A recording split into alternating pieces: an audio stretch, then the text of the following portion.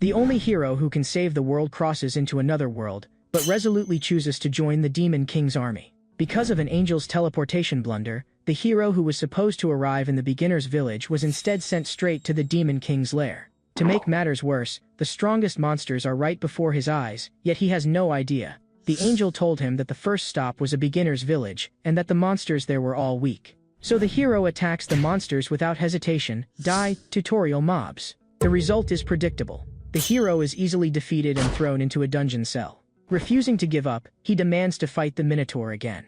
His loud protest draws the attention of the second-in-command goblin. The goblin drops his greatsword onto the ground, the thunderous crash almost frightening the hero out of his wits. It's a real sword. Fine, I'll be quiet. The goblin turns away. Human, make another sound and I'll cook you in a stew. Choi Hyeon-sik sits on the floor, utterly confused. The angel said adventures in another world would be easy and fun, not only safe, but also filled with beauties eager to throw themselves at him. But all of this was a lie the angel told just to send him to another world. While Choi Hyeon-sik is still bewildered, a voice comes from the next cell. Are you the new hero? Choi Hyeon-sik quickly responds and asks who the other person is. I'm a hero too. This is the slave dungeon in the Demon King's castle. Choi Hyeon-sik is shocked, but the real shock is yet to come. The hero in the next cell gives a wicked grin and shouts loudly, "Heroes who claim the title, are you still alive?" The entire dungeon erupts. I'm an S-class hero, still alive. Me too. The big brother hero says proudly, see, there are over 100 heroes in this dungeon. The boss is the Minotaur Raidrun, and the second-in-command is the Goblin Jock. They're both vicious. And, the big brother suddenly chokes up, it's all because of that devil Rahel that we're in this mess. Choi Hyeon-sik is stunned. Rahel is the angel's name. After the big brother explains, he finally understands. Normally, heroes start in the city, but Rahel's negligence caused a teleportation error. Since heroes have no power at first, they're completely helpless. Choi Hyeon-sik loses it. This is a hellish start. The next day, he gets a real taste of hell. Not only does he have to work for the Demon King for free, the goblin even rides him like a mount. Let's go back, slaves. You short, fat goblin, one day I'll get you. Back in the slave dungeon, Choi Hyeon-sik is utterly drained. But after a rest, he remembers the angel said heroes have a privilege, a status window. So he quickly summons it. Scanning it, he finds his stats are higher than the average person. But considering he was once a world boxing champion, that's normal. Stamina 31? Choi Hyeon-sik's stats surprise the big brother in the next cell. Impressive, you have 31 stamina at level 1. But I'm still a slave, Choi Hyeon-sik says indifferently. Big brother thinks he's special. You will definitely escape from here and become a real hero. Faced with the encouragement, Choi Hyeon-sik just wants to give up. In the middle of the night, he sneaks up again to check his status window, making sure he hasn't missed anything.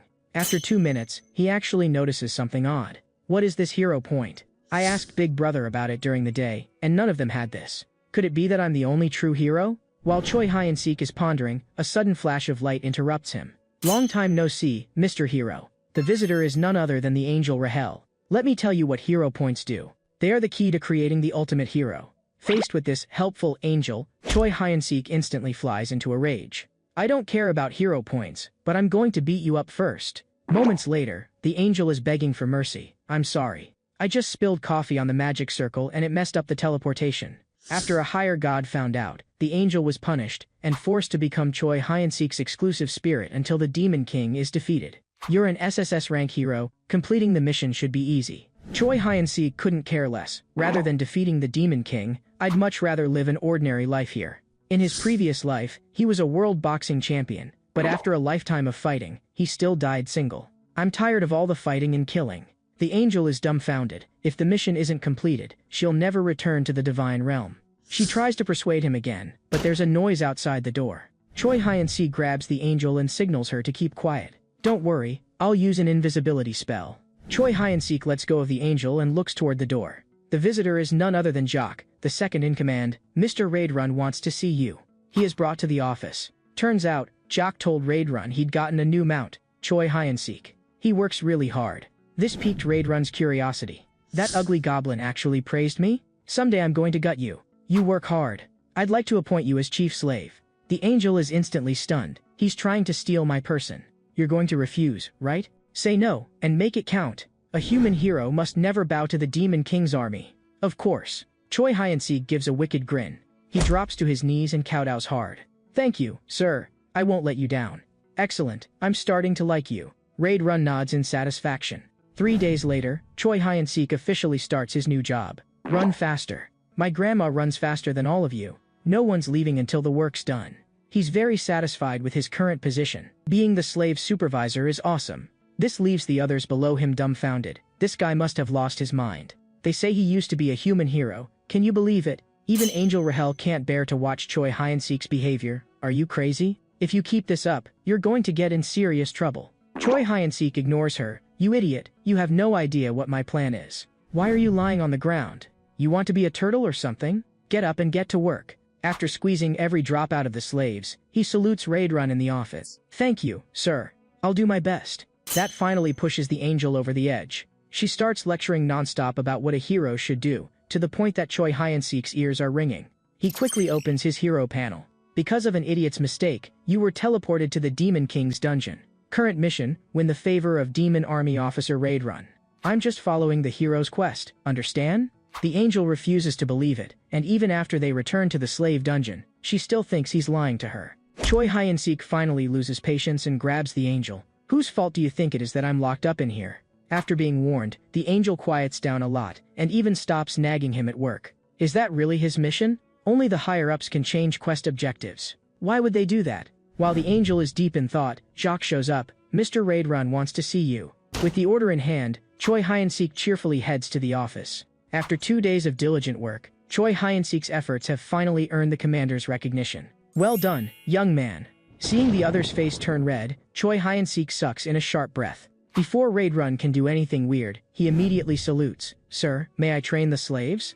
I want to build an elite team for you, so one person can do the work of 3. That way, the Demon King's castle will be finished in a week. At first, Raidrun refuses, since human bodies are too weak to handle both training and labor. But since the suggestion came from him, he's happy to approve it. Thank you, sir. With permission granted, Choi Hyun-sik rushes back to the slave dungeon. He's barely through the door when Angel Rahel bursts into tears. My hero has lost his mind. Not only is he groveling to the Demon King's army, now he's helping them exploit his own people. How am I supposed to live with this? Her sobbing gives Choi Hyun-sik a headache, so he has no choice but to explain his plan. Listen, I don't plan to be the enemy of humanity. I'm just going to use the slaves to start a revolt. Choi Hyun-sik has done the math. This castle has 3,000 slaves, but only 500 demon soldiers. There's a human base not far off, and escaping there would be a good move. He's so convincing that even the angel, who never had any faith in him, looks up at him in admiration. Looks like my hero isn't just a muscle head after all. After completing the quest to win Raidrun's favor, Choi Hyun-sik gets 100 hero points. Let's see what treasures are in the hero shop. He can't wait to open the shop, but what he finds leaves him speechless. F-rank skill. Hold your breath. Skill description allows the hero to hold their breath. He thinks this is ridiculous, but as he scrolls down, he realizes he was being too optimistic. E-rank item, dog poop. Item description, 100 grams. Please handle with care. The angel can't help but burst out laughing. Don't be discouraged, this is just a level 1 shop. Once you reach level 2, there'll be better stuff, like larger quantities of poo. The angel is giggling beside him, completely missing the murderous look on Choi Hyun-sik's face. This is the shop you said would let me become the ultimate hero? The next day, Choi Hyun-sik officially begins training the slaves. First, recite the slogan of our 3rd Legion. Begin. We are the great Demon King's army, defeating humans, singing our triumph. From the tower, Raidrun takes it all in with satisfaction. Good, the kid hasn't let me down. Just as he's feeling proud, Jacques bursts in, panic-stricken. Bad news. The human army is advancing. The 8th Division has already fallen. It's only a matter of time before they reach us. Our best option now is to abandon this nearly finished fortress. Raidrun hesitates, but the goblin's tough attitude leaves him no choice. We must evacuate immediately. Raidrun looks down from the tower. He knows full well that the purpose of this war is to seize wealth. To him, the most valuable treasure here is Choi Hyun-sik. You all go first, I'll follow with Choi Hyun-sik. With that, he kicks open the window. Choi Hyun-sik catches sight of this just in time. Looks like we can't do combat training today. He's been watching me the whole time. He has no choice but to keep going through the motions, shouting slogans as usual. Just then, Raidrun suddenly lands behind Choi Hyun-sik, gently turning him to face him. Listen, Choi Hyun-sik, there's no time, we have to pull out. Wait, where are we going? Choi Hyun-sik is totally baffled. As they argue, the human army arrives on the scene. Charge! At the commander's order, the battle between humans and demons erupts instantly. The human commander quickly spots Raidrun. The Red Nightmare is there. Priority target, take him down first. Choi Hyun-sik reacts fast. The human army is here, maybe this is my chance. If I ambush Raid Run from behind, I could return to human society as a hero. While Choi Hyun-sik is weighing his options, a human knight charges at full speed. Raid Run simply reaches out and crushes the knight's armored skull in his hand. The worst is yet to come. He grabs the knight and slams him into the ground with all his might. The devastating blow sweeps across the battlefield, nearly wiping out the entire human force. The first thing he does after is turn to Choi Hyun-sik with gentle concern. "You okay?" Choi Hyun-sik snaps to attention in terror. "Sir, I'm fine. I'll evacuate right away." Although Raid Run single-handedly defeats the entire human squad, the pressure from enemy reinforcements forces him to retreat. "My adventure is over. My second life is over, too." Choi Hyun-sik is stunned. He never imagined this guy would be so powerful, crushing his dreams of rejoining humanity in a single blow. Look on the bright side. Going to the Demon King's headquarters is a good chance to learn about their military strength. "Shut up, you liar." Choi Hyun-sik has completely lost faith in anything the so-called angel says. But their bickering wakes up the slumbering Raid Run. "What did you just say?" "I fell asleep and didn't catch it." Choi Hyun-sik quickly waves his hands in denial. "Nothing, sir. I was just saying it's an honor to be with you." Raid Run blushes and starts getting strange ideas again. "Once we reach headquarters, I'll formally recommend you to join the Demon King's army." Choi Hyun-sik turns to stone on the spot. This means any hope of escape is basically gone. "It's my honor." 5 hours later, the convoy arrives at Demon Army headquarters. The first thing after getting out of the vehicle, Raid Run prepares to take Choi Hyun-sik to see the commander. He knows it's not exactly proper protocol, but he's convinced the commander will like this kid too. "But you'd better watch your words, or you could die." Soon the two of them are standing outside the main hall. "Commander Hemis, it's me, Raid Run." As soon as he finishes, a gentle female voice comes from inside. "Come in." With permission, Raid Run enters the hall, openly taking full responsibility for losing the fortress. But Hemis doesn't see it that way. She thinks the materials transport officer is to blame. If it weren't for the shortage of supplies, the castle would have been finished ages ago. "I'll make sure he gets a coffin." As she speaks, Hemis's body suddenly radiates a terrifying pressure, making it impossible for Choi Hyun-sik to breathe, and even his limbs are seized by instinctive fear. "What is this pressure?" "It's stronger than anything I've ever experienced." After a moment, Hemis withdraws her aura and notices Choi Hyun-sik, asking Raid Run who he is. "This is the Choi Hyun-sik I mentioned before. I brought him to join the demon army." In a flash, Hemis appears in front of Choi Hyun-sik. She's clearly interested in the talent Raid Run recommended, but voices a concern at the same time. "He's here in a human body, which means he might get eaten." "Eaten?" Choi Hyun-sik is instantly stunned, looking to Raid Run like he's a lifeline. "Don't worry, not with me around.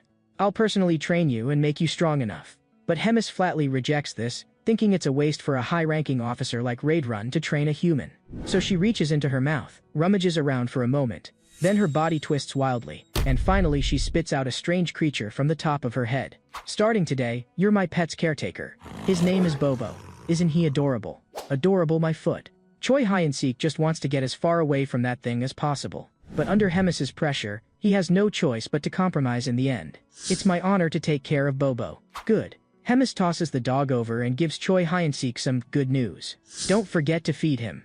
If he gets hungry, he gets angry, and when he's angry, he likes to eat his caretaker." And just like that, Choi Hyun-sik officially joins the demon army, receiving a hero quest at the same time, to win Bobo's affection. Choi Hyun-sik looks at the sleeping Bobo. What does this have to do with being a hero? While he's thinking, the door suddenly swings open, and in walks a balding goblin, his co-caretaker for Bobo. Choi Hyun-sik greets him in a friendly way, but at the same time knows that if danger strikes, this guy will definitely offer him up as food first. "You and I need to prepare dinner for Bobo now," says the goblin, issuing the order in a commanding tone. "If you understand, then." Before he can finish, Bobo wakes up. The goblin instantly hides behind Choi Hyun-sik. "This new guy is your food." He tries to shove Choi Hyun-sik forward, making it easier for Bobo to eat. "Someone's going to die anyway. Why shouldn't it be you?" But the goblin underestimates Choi Hyun-sik's strength and is tossed aside in an instant. Snack time. 2 minutes later, the crunching and swallowing sounds from Bobo stop. Still hungry, it sets its sights on Angel Rahel. "Save me. Help." As she runs, Bobo's anger rises, and it even starts seeing Choi Hyun-sik as food. "Quick, think, how do you calm down an angry dog?" "Got it." Choi Hyun-sik's eyes light up. No dog can resist this word, walkies. At the sound, Bobo's eyes immediately clear, and it leaps into his arms. "Just as I thought." Soon, Choi Hyun-sik takes Bobo outside, but they have no idea where the kitchen is. As they wander aimlessly, a goblin unexpectedly appears ahead of them. Choi Hyun-sik quickly calls out, "Hey handsome, where's the kitchen?" "Kitchen? On your right." The goblin runs off without looking back.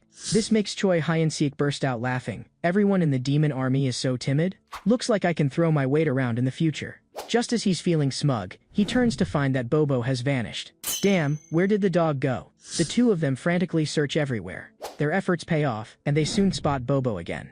"My baby, do you have any idea how worried I was?" Choi Hyun-sik looks down and immediately senses something's off. Did it just kill someone? As he's reeling from shock, a shout rings out not far away. "Captain Regis has been eaten."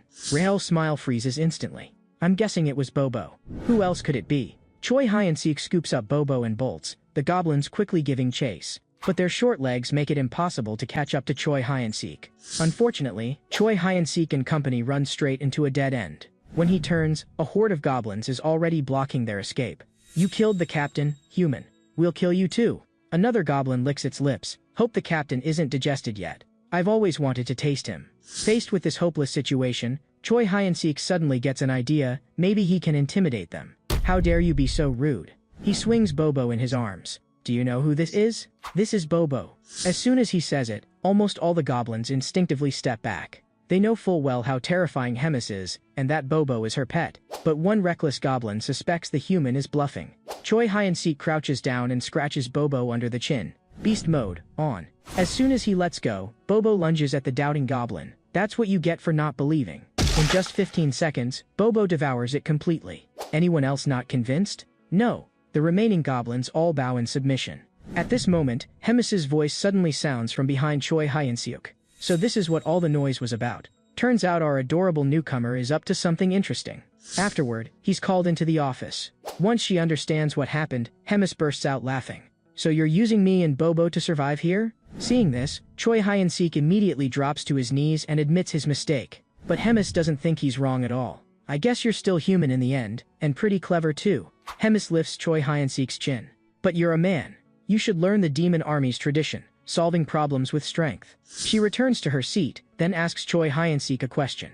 "Are you interested in becoming a high-ranking officer in the demon army?" Choi Hyun-sik freezes on the spot. With skills as lousy as his, the only way to become an officer would be to sell himself out.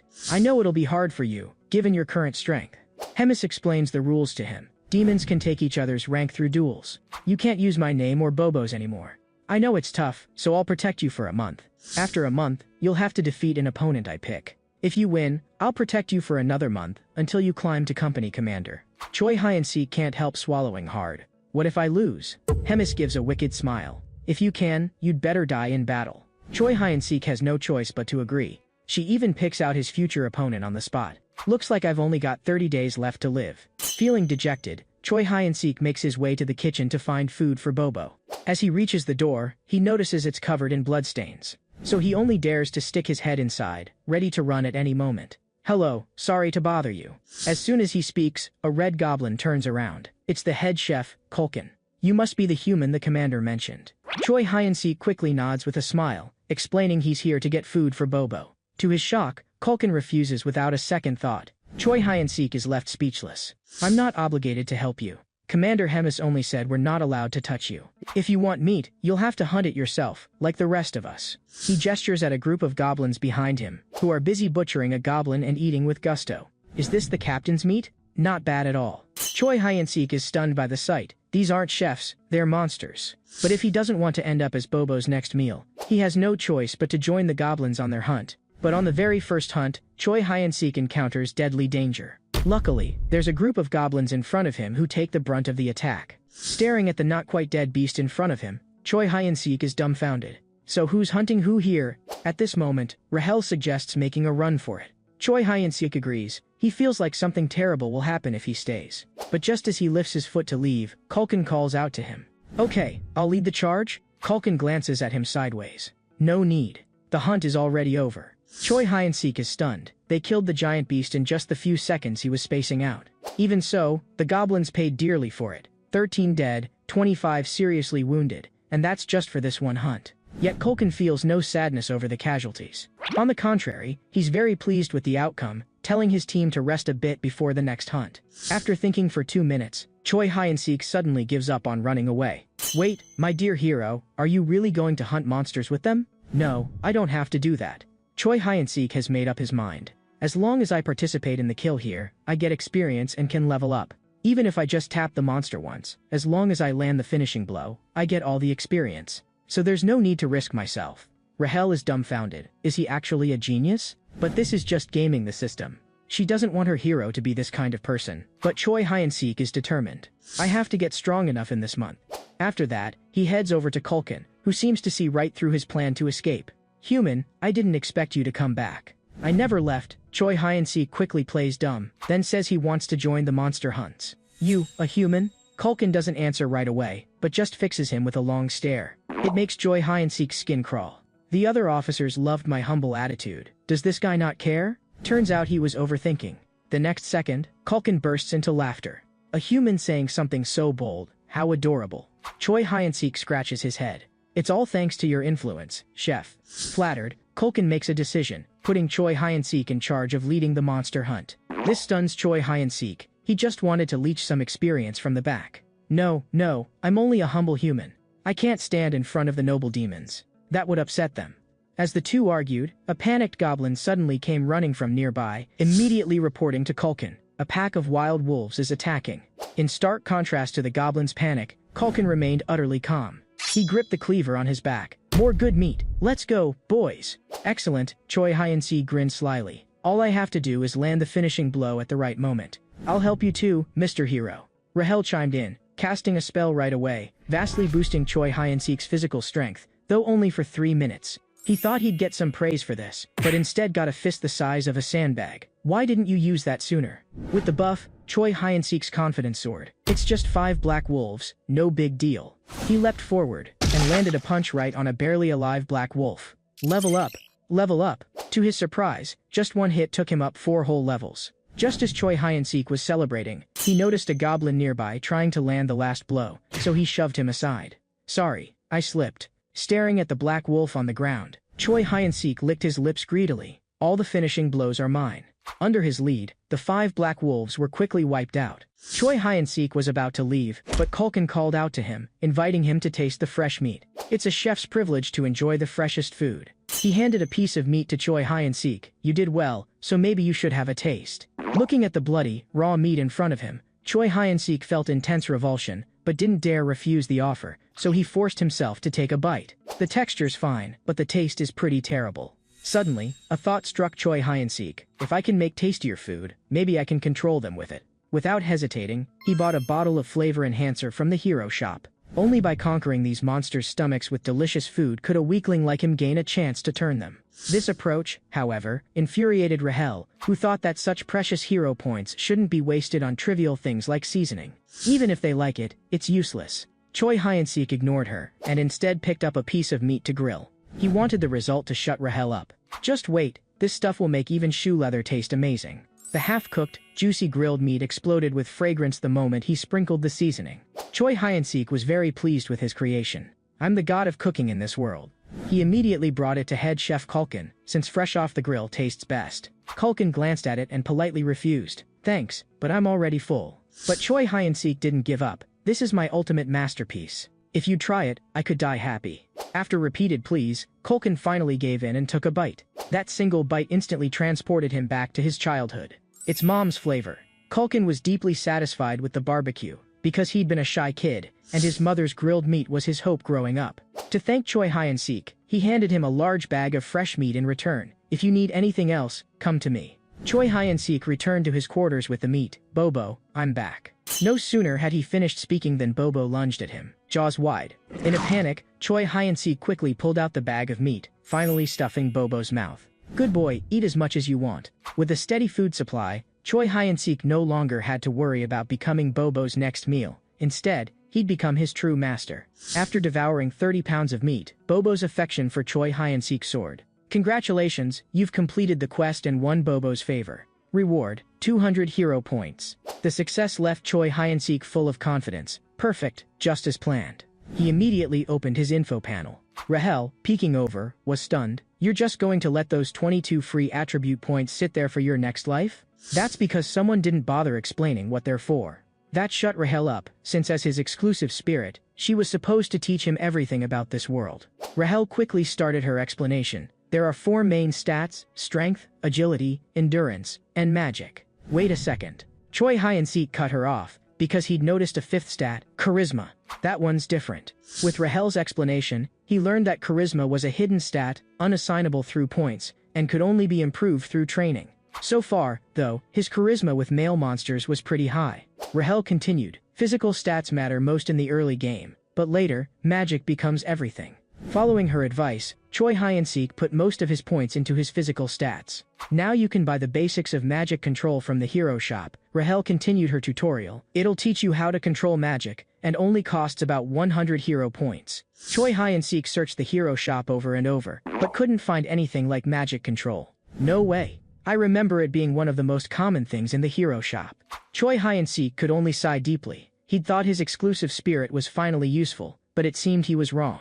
No, I swear it's in there. Just like that, 3 weeks flew by. During this time, Choi Hyeon-sik finally managed to reach level 100. It took even longer than I thought. I must be the hardest working hero in this world. The constant high-intensity work left him utterly miserable. What are you talking about? Aren't you basically a slacker now? The word slacker made Choi Hyeon-sik instantly furious, and he slapped Rahel to the ground. Do you have any idea how many times I almost died? But usually it takes half a year to get to level 100. I was just trying to be friendly, not insulting you. Rahel looked aggrieved. You brought this on yourself. As the two bickered, the main door suddenly flew open, and a panicked goblin burst in. Choi Hyeon-sik, the beast tamer. The commander wants to see you. Receiving the summons, Choi Hyeon-sik didn't dare waste any time and quickly headed to Hemis's office. His transformation was so striking that even Hemis couldn't help but remark. I can't believe it. Barely a month has passed, and Choi Hyeon-sik is visibly so much stronger, and even his magic power has doubled. That's all from hunting for Bobo's food. Choi Hyeon-sik tried to brush it off, but Hemis wasn't fooled for a second. Is it because of the hero system? Cold sweat broke out on Choi Hyeon-sik's forehead. Does she know I'm a hero? Hemis stood up and told Choi Hyeon-sik that she'd seen through him from the very first meeting.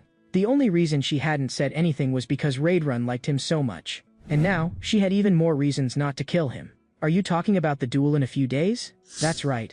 Hemis nodded, and suddenly a terrifying aura exploded from her body, as she shifted into her true form and lunged at Choi Hyeon-sik. When they were less than half a meter apart, she stopped abruptly. If you don't want to die, work hard and try to make me happy, okay? After this, Hemis sent Choi Hyeon-sik back to his quarters. What gets an audience excited? A flashy show, or a one-sided slaughter?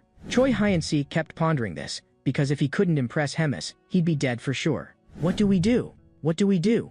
We're doomed. Rahel, as always, was as useless as ever. Let me think. Choi Hyeon-sik said, opening the hero shop, convinced that knowing your enemy is the key to victory. But aside from his opponent's name, he knew nothing else. Perfect, this is it. Without hesitation, Choi Hyeon-sik bought an item, the combat level meter. It would let him measure his opponent's strength. Choi Hyeon-sik pointed the combat level meter at Rahel, and it showed a combat power of 375. With no baseline, he had no idea what that number really meant. Let me try it on you, Rahel suggested, and stood behind the combat level meter, looking at Choi Hyeon-sik. The bizarre number that appeared left her stunned. This thing must be broken, right? Because it showed Choi Hyeon-sik's combat power at a staggering 1560. How can you be stronger than me? What's the big deal? You always seemed like the weakest anyway. Choi Hyeon-sik took back the combat level meter. Rahel's eyes filled with tears. Before she was sent to this world, her combat power had been over 10,000. To make sure the combat level meter wasn't broken, Choi Hyeon-sik pointed it at Bobo. Let's see how strong this little guy is. The instant he saw the number, Choi Hyeon-sik was dumbfounded. 47,422. Turns out we're both weaker than the dog. Are we sure this thing is even a dog? After thinking it over, Choi Hyeon-sik decided to take the combat level meter outside to check other people's power levels. The weakest are the little goblins. The rest are about the same as me. But anyone with a commander's rank is over 10,000. My opponent is just a squad leader, right? Rahel nodded. His name's Kirkin. I hear he's a pig-headed beastman. If he's just a squad leader, Choi Hyeon-sik figured his combat power should be around 3,000. If I grind a little more, I should be able to handle it. That was the dream. Reality hit him hard. When Choi Hyeon-sik saw Kirkin's actual combat power, He broke out in a cold sweat. It was over 6,000. Fighting him would be suicide. While Choi Hyun-sik was in shock, the hero system suddenly popped up. Your chance of beating that pig is almost zero. But since not giving up in hopeless situations is your specialty, I'll give you a shot. Raise your combat power to 3,000 within a week, and you'll get 300 hero points. This quest couldn't have come at a better time. Choi Hyun-sik grinned. Alright, no matter what, I'll make it. Whether it's the audience or Hemis, just wait for me. I'll be the one still standing at the end. The next morning, Choi Hyun-sik returned to the kitchen. Culkin eyed the combat level meter in Choi Hyun-sik's hand and couldn't help commenting. That's a stylish little gadget. Where'd you get it? Choi Hyun-sik scratched his head. Everyone else seemed to have one, so I bought one for myself. Culkin turned away, unable to understand the younger generation's taste, and simply told Choi Hyun-sik to get ready for the hunt. Yes, sir. While Culkin's back was turned, Choi Hyun-sik quickly scanned him with the combat level meter. Over 35,000. That's way above a normal commander's level. And not just him. Choi Hyun-sik quickly checked everyone else in the kitchen. The people here all had much higher power levels than regular soldiers. Is this what comes from fighting monsters every day? Seeing this, Choi Hyun-sik had an idea. If I spar with someone close to my level here, I could gauge where I stand.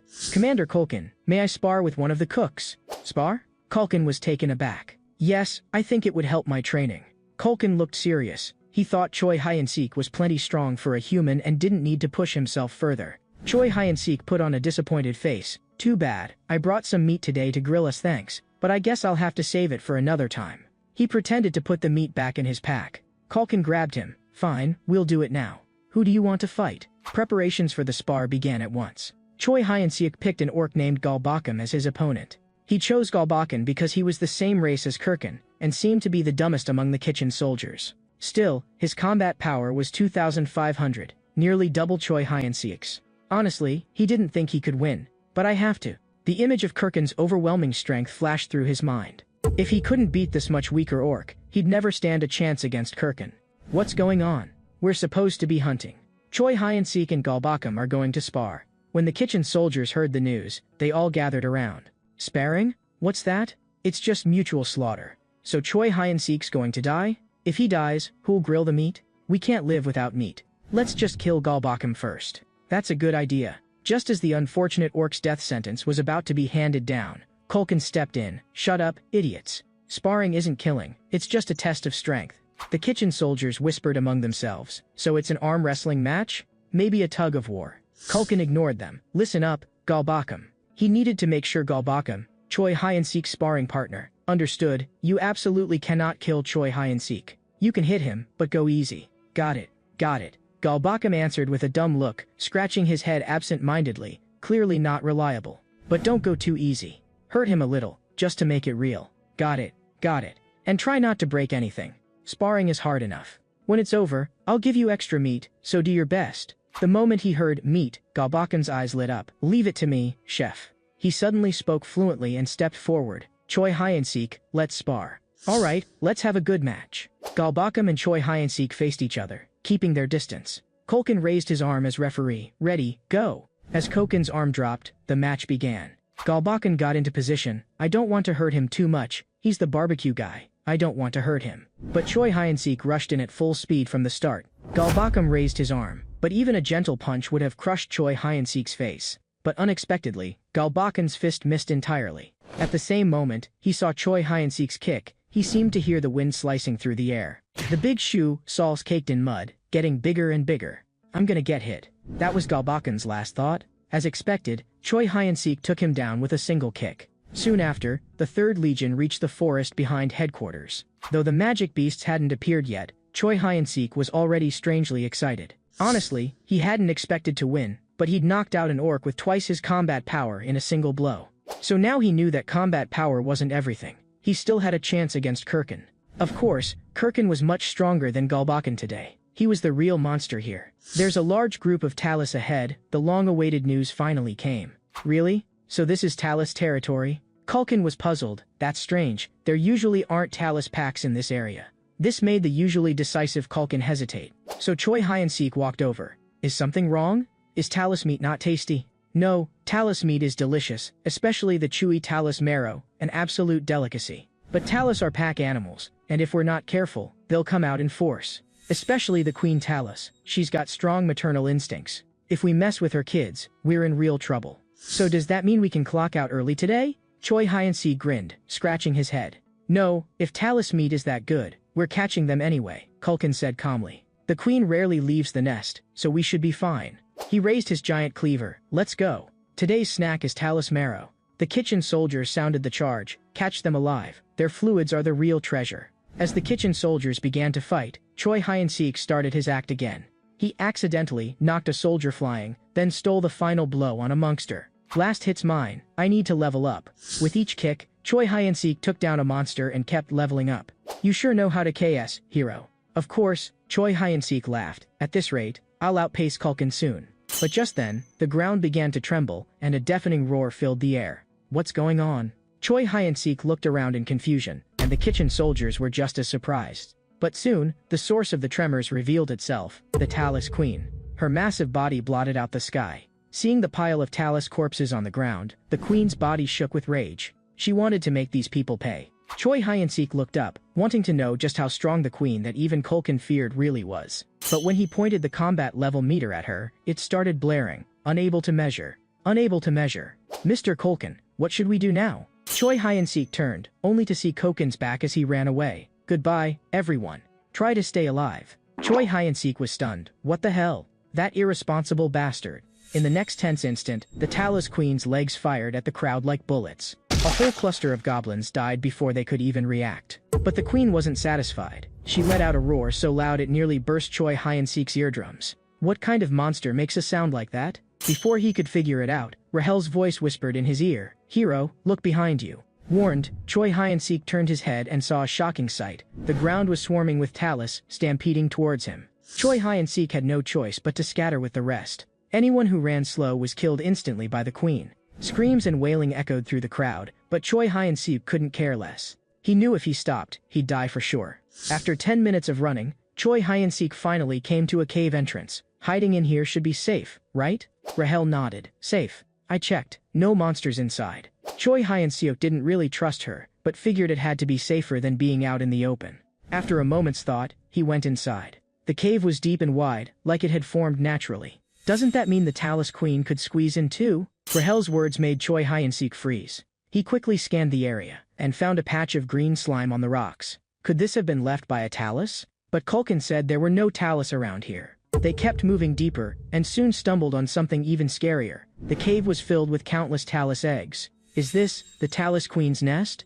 Choi Hyun-sik stared in disbelief at everything before him. We can't stay here. But while he was frozen, a Talus spike shot toward him at lightning speed. Choi Hyun-sik dodged to the side. Why is there another adult Talus here? No time to think, he just picked a direction and ran.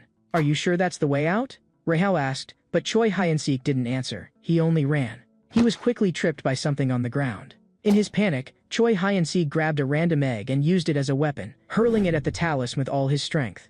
As expected, the Talus caught the attack with ease, but it held the egg with incredible care, as if terrified of breaking it. What's going on? Choi Hyun-sik watched as the Talus stopped attacking. Is she trying to protect the egg? Rahel was silent for a few seconds. I think she likes what you threw at her. It's covered in slime. Choi Hyun-sik looked down at the egg, and an idea flashed through his mind. Could this be a Talus egg? Choi Hyun-sik grinned wide, then picked up another egg. The Talus instantly tensed up, and he struck a pose, deliberately throwing the egg far away from the monster. But the fiercely protective adult Talus still caught it. Incredible speed. So what's our next move? Choi Hyun-sik smirked. Isn't it obvious? I've got over 100 eggs left. 10 minutes later, the adult Talus was panting from exhaustion. But even so, most of the eggs had not been saved. Alright, hand me the next egg. Choi Hyun-sik held out his hand to Rahel. That was the last one. The news left Choi Hyun-sik dumbstruck. We're in big trouble. No longer able to hold back, the furious adult Talus charged at them with terrifying speed. Buff me. Quick, give me a buff. Rahel obliged, making blue light flare along Choi Hyun-sik's arm. She's already weak from catching eggs, so I can win this. Choi Hyun-sik raised his fist and struck with all his might. As soon as they collided, the Talus's shell cracked in half, exposing stark white bone. I did it. I actually won. Choi Hyun-sik was stunned. Are you okay, Mr. Hero? Was he okay? The second the buff wore off, Choi Hyun-sik felt like his body was being crushed. It hurts like hell. Wait, I can use a healing spell. Rahel's hands glowed with dazzling light, and Choi Hyun-sik's twisted wounds began to slowly knit together. Once healed, he immediately put all his new stat points into his attributes. But the very next second, a familiar voice called out from the depths of the cave. Choi Hyun-sik looked up in surprise, and saw Kulkin. "Chef, you're alive too."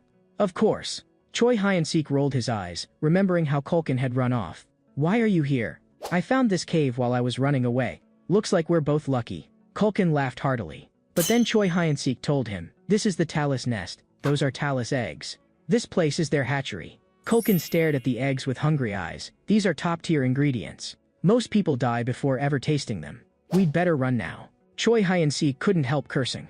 Kulkin popped an egg into his mouth. That Talus queen chasing us might already be inside. It'd take at least a command squad to bring her down. So let's enjoy our last supper. As the two argued, the sound of footsteps echoed from outside. The kitchen soldiers had arrived. "Is this really my last meal?" Choi Hyun-sik seethed with frustration. "I haven't even gotten a wife in this new world. My story can't end here." Meanwhile, in Hemis's office, she summoned Raid Run. "No need for all the formalities. How's the task I gave you coming along?" "As you ordered, I successfully captured the next Saintess. Just as I thought. I knew you could do it." In just about 3 weeks, Raid Run had already captured the Holy Empire's candidate Saintess. "Well done." Hemis patted Raid Run on the head. But at that moment, the door was suddenly flung open.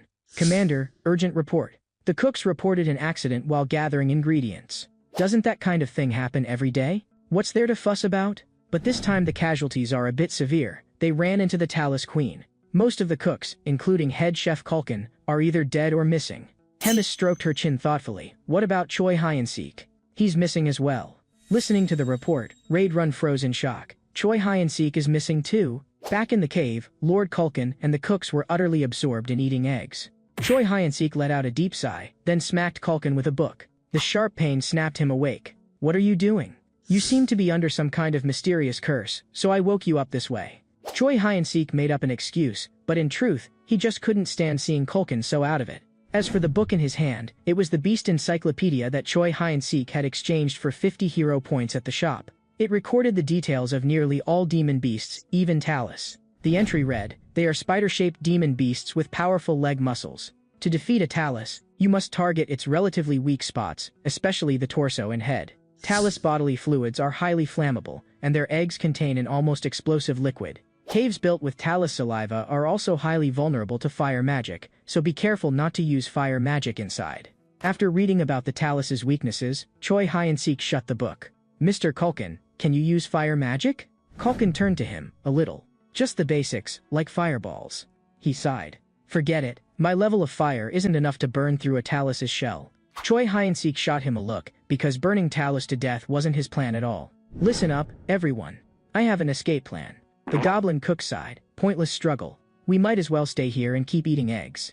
Choi Hyun-sik refused to give up and tried to motivate them. "If we make it out alive, you'll not only have Talus eggs to eat, I'll also treat you to unlimited deluxe barbecue feasts." The thought of barbecue finally reignited hope in the group. "Let's do it." Even Kulkin quickly called out to Choi Hyun-sik, drooling. "What's the plan?" Choi Hyun-sik was momentarily speechless, but after a few seconds, he announced his plan. "All we do is run for the exit. No matter what happens, don't stop for anything. Go."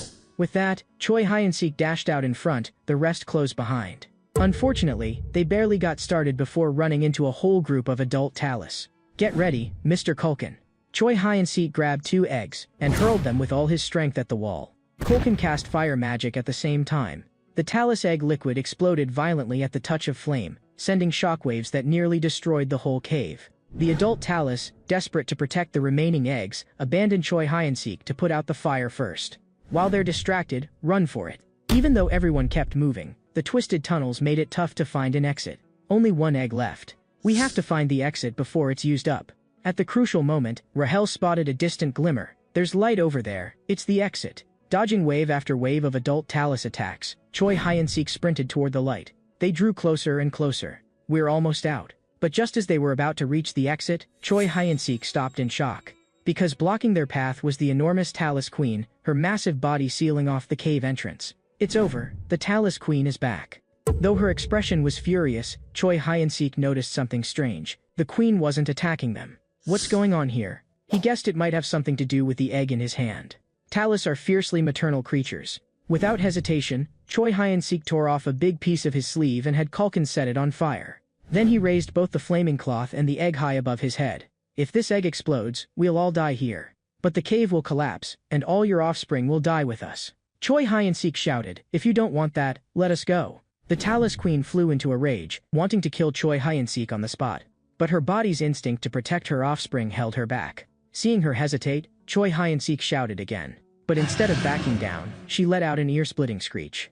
Out of options, Choi Hyun-sik ignited the Talus egg and hurled it deep into the cave. The instant it hit the wall, it exploded violently, making the entire cavern tremble. Is it going to collapse?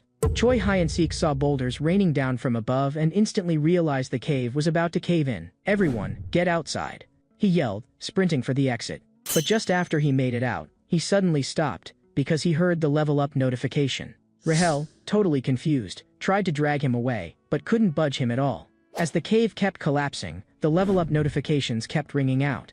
Choi Hyun-sik was stunned. Looks like all the Talus getting crushed here are giving their experience to me. Is it because I brought down the cave?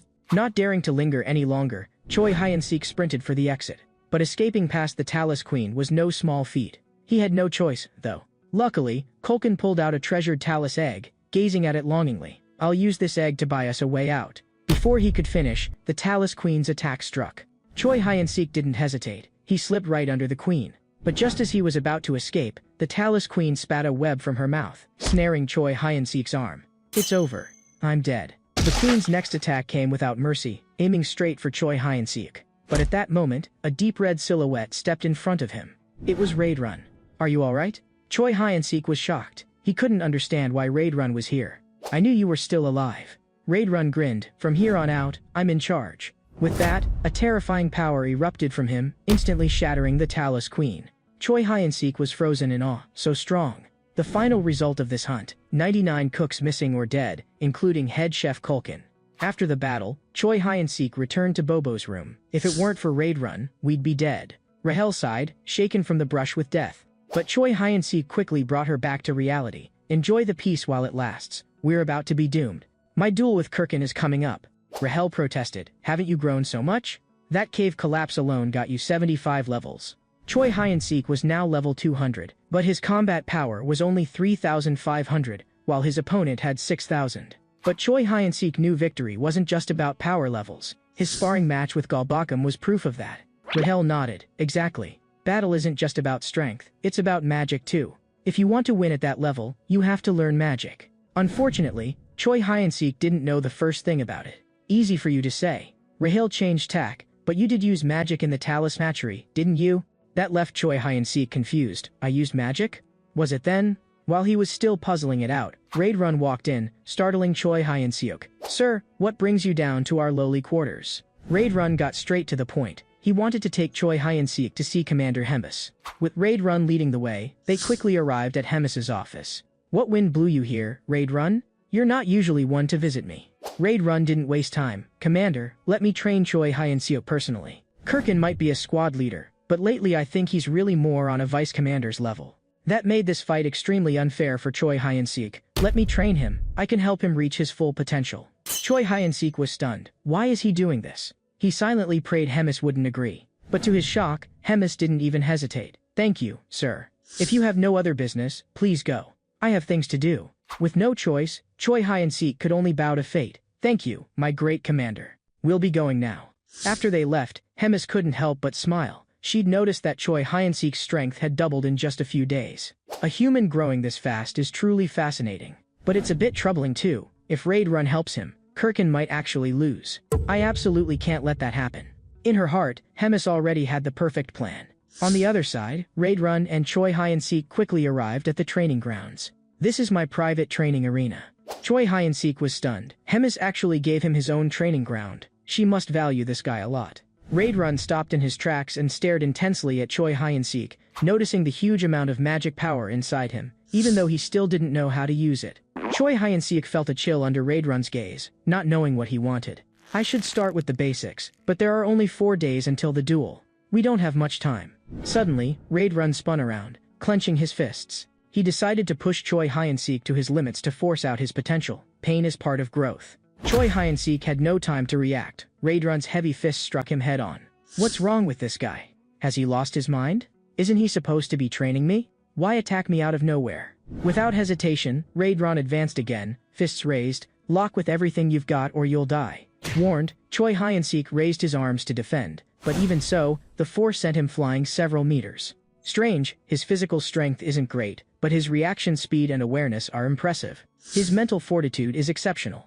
Raidron guessed that the first time they met, it wasn't an accident that he failed to dodge Choi Hyeon-sik's kick. This kid has a lot of real combat experience. Raidron charged at Choi Hyeon-sik. That bet you made with Commander Hemus. If you can't use magic, there's no way you'll beat Kirkin. Better to die here than embarrass yourself in front of everyone. Raidron's brutal blow sent Choi Hyeon-sik flying again. He's not kidding. If I take another hit, I'll really die. Raidron balled his fists, ready to strike again. He was sure Choi Hyeon-sik could use magic if forced. Damn it, here goes. I can't die, not before I marry a wife in another world. Choi Hyeon-sik clenched his own fists and charged at Raidron. Suddenly, a bright blue magic aura wrapped around his hand. Their attacks landed simultaneously, and the collision of their magic sent a massive shockwave through the ground. After that strike, Choi Hyeon-sik was completely spent and collapsed onto the ground. Raidron walked over. Did you notice? You just used magic. Even now, Choi Hyeon-sik couldn't help but suck up. That's all thanks to your teaching, sir.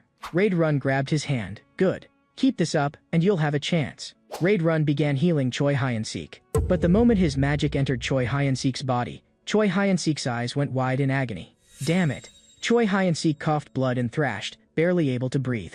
Oh no, I forgot you're human. Raidron's eyes went wide with fear. Black magic is like poison to humans. He apologized frantically, scooping Choi Hyeon-sik up. Right now, only a saint can save you. In this world, power is cyclical. Black magic counters magic, magic counters holy power, and holy power counters black magic. Magic is for humans, black magic is for the demons, and holy power is for those who worship the gods. Most famous of all is the Holy Gaetran Empire, whose people can even hear the voice of God. And within the empire, one outstanding woman is chosen as the Sanctus. At the 3rd Legion headquarters, a human woman was locked in a deep cell. Her long silver hair reached her waist, her skin was snow white, and her eyes matched her silvery hair. Her features were so exquisite, just looking at her was breathtaking. But for some reason, her eyes were lifeless, like a dead fish. Her name was Abelson Marriott, the next Sanctus of the Gaetran Holy Empire. She had been captured by Raidron not long ago and imprisoned here, not having prayed for days. To be a Sanctus, you must hear the voice of God. She could, but here, she saw no point in seeking him. None of it mattered. As Abelson stared off into space, the door suddenly opened. Raidron entered, panting, clearly having rushed here. Seeing his anxious face, Abelson was surprised. The ruthless red nightmare Raidron never showed emotion. What's going on? Save this human, quickly, Raidron shouted, desperate. Choi Hyeon-sik had slipped into unconsciousness, his head feeling like it was splitting open. He remembered being struck by Raidron and falling. Damn, am I really going to die holding a man's hand? Choi Hyeon-sik thought bitterly. If I'm going to die, it should be holding a woman's hand, even Rahel's would do. As he brooded, a warm power filled him. He cautiously opened his eyes and saw a goddess before him. She had silver hair and eyes, her face expressionless and silent. I must be dead, and about to reincarnate again, Choi Hyeon-sik thought, utterly convinced. Goddess, I'll never forgive you, or Rahel, that angel-faced demon. And if you want me to be a hero again, you'll have to marry me first. A hint of sadness flickered across the Saintess's face. How pitiful, dying single in 2 lives. Before Choi Hyeon-sik could savor her sweet voice, Raidron burst in. You're finally awake. He hugged Choi Hyeon-sik with tears in his eyes, squeezing hard enough to make Choi Hyeon-sik feel like he was about to explode. If this keeps up, I'll die again. Raidron hurriedly let go. After a few seconds, Choi Hyeon-sik caught his breath and looked around. The angel was still there. Wait, is she real, not a vision? Oh no, what did I just say to her? Is he fully recovered? Raidron asked anxiously. Abelson shook her head. I can't say for sure. You noticed, didn't you? The black magic hasn't completely left his body. I don't know what will happen next. Raidron was stunned for a few seconds. Even your holy power can't drive it out? It might just be temporary. With time, the black magic may dissipate on its own. So let's wait and see. I'm sorry. I'll make it up to you with training. Raidron hugged Choi Hyeon-sik tightly again. No, sir, you really don't need to do that for a lowly subordinate like me. Before Choi Hyeon-sik could finish, Raidron dragged him out of the room. The Sanctus was left behind, puzzled. Which demon is actually training a human? Who is that guy, really? After leaving the Sanctus's room, Choi Hyeon-sik refused further training, using the excuse that he needed to feed Bobo. Thanks for helping me out, Bobo.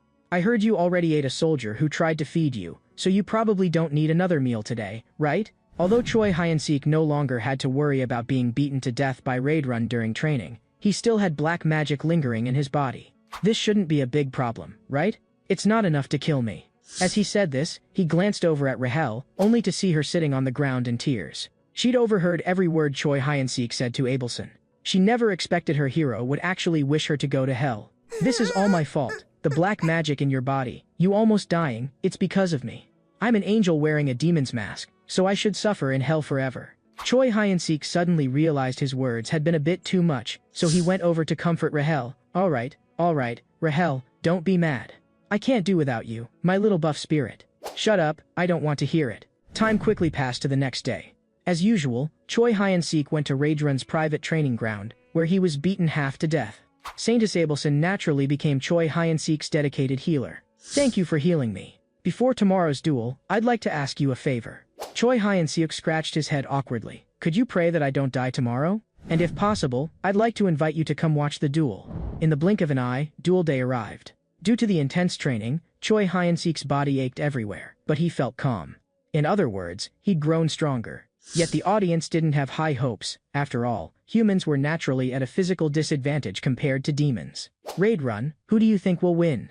Hemis asked from the stands. Choi Hyun-sik. He's exceptionally talented and has trained hard. Raid Run replied without hesitation. Want to bet on it? If you win, I'll let you keep training him. Hemis clearly didn't believe in Choi Hyun-sik. But if you lose, I expect you to kill him yourself. You said you believed in him, so you need to stand by your words. Understood. Raid Run had no choice but to agree, instantly feeling nervous. He didn't want Choi Hyun-sik to die. I will win. Choi Hyun-sik was full of confidence, because under Raid Run's training, he'd mastered a brand new skill, Raid Run martial arts. It was a dynamic style made up of 10 types of fist techniques, modified from the Khouten combat arts passed down in Raid Run's clan. It focused on overwhelming power to subdue the opponent. Though his mastery was still low, Choi Hyun-sik's physical strength had grown a lot through training. I have to win, there's a silver-haired saint watching me. While Choi Hyun-sik was lost in thought, his opponent, the Orc Kirkin, took the stage. A surge of demonic energy radiated from Kirkin, clearly on par with Hemis's own. Raid Run tensed up as he saw the energy pouring off Kirkin. No backing out, understood? Hemis said with a bright smile. The duel began. Black mist poured from Kirkin, and with a roar full of magical power, his voice shook the arena. His combat power soared to a terrifying 10,573. What's going on? How did he grow so much in just a few days? Choi Hyun-sik was stunned, unaware that this was Hemis's doing. But he didn't flinch. Clenching his fists, he charged straight at Kirkin. Just as he got close, Kirkin swung his massive iron club, smashing a huge fissure into the ground with terrifying force. Choi Hyun-sik twisted his body, dodging the blow, then counterattacked from another angle, slamming his fist into Kirkin's face. But the punch wasn't enough to do serious damage, so Choi Hyun-sik followed up with another strike. To his surprise, even after taking such a powerful hit, Kirkland didn't budge an inch. He swung his club in retaliation, almost smashing Choi Hyun-sik's left arm. After dodging, Choi Hyun-sik looked up at Kirkin. Apart from a smear of blood, he didn't seem hurt at all. Before he could think further, Kirkin charged at him at incredible speed. But to Choi Hyun-sik, the moves were predictable. Thanks to Raidrun's training, he could now read every motion. Don't panic, Choi Hyun-sik recalled. The art of battle is the fusion of martial skill and magic. That's what makes your attacks truly lethal. A fight isn't just about raw power, it's about kill intent and fighting technique. Raid Run had told him not to use his old fighting methods, since he never truly intended to kill, making his attacks meaningless. I get it now, it has to be a killing blow. Clenching his fist, Choi Hyun-sik's hand glowed with bright blue light. No matter who stands before me, I'll take them down. With magic-charged Raid Run-style martial arts, he landed a precise hit to Kirkin's abdomen. The force of the blow sent a shockwave through Kirkin, shaking the very earth beneath them. When the dust cleared, Kirkin reappeared, a huge hole blasted through his heart by Choi Hyun-sik's attack.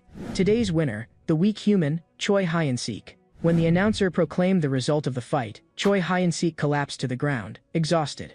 That last strike had drained nearly all his magic. I did it. I pierced right through his heart. But just as everyone thought it was over, a web-like substance began to ooze from Kirkland's wound, slowly filling the hole in his chest. This strange, unnatural power was clearly not something a being like Kirkin should possess. His heart's destroyed and he's still not dead? No way, that must be Hemis's doing. Choi Hyun-sik quickly realized. She put a black magic curse on Kirkin, a spell of immortality.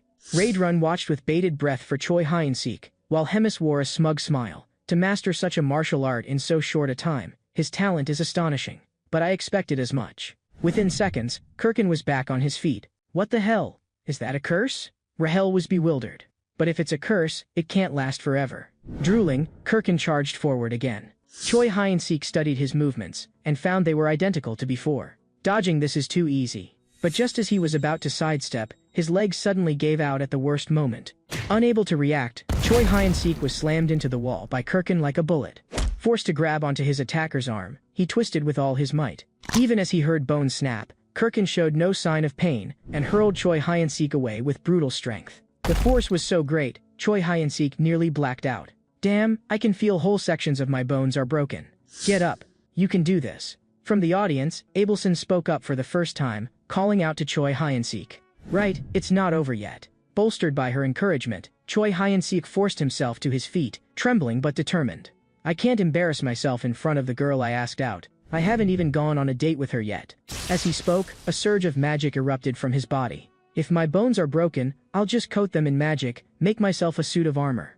Strengthened by magic, Choi Hyun-sik moved once more. He leapt high, gathering all his magic into his fists. His fists crashed down on Kirkin's skull, nearly shattering it.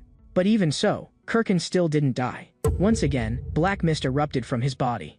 Choi Hyun-sik simply watched him with utter calm, his mind focused only on victory and that date. He raised his hand. It's just my job. Come on, muscle pig. With that, another fist smashed into Kirkin's head. Did you teach him that kind of magic control?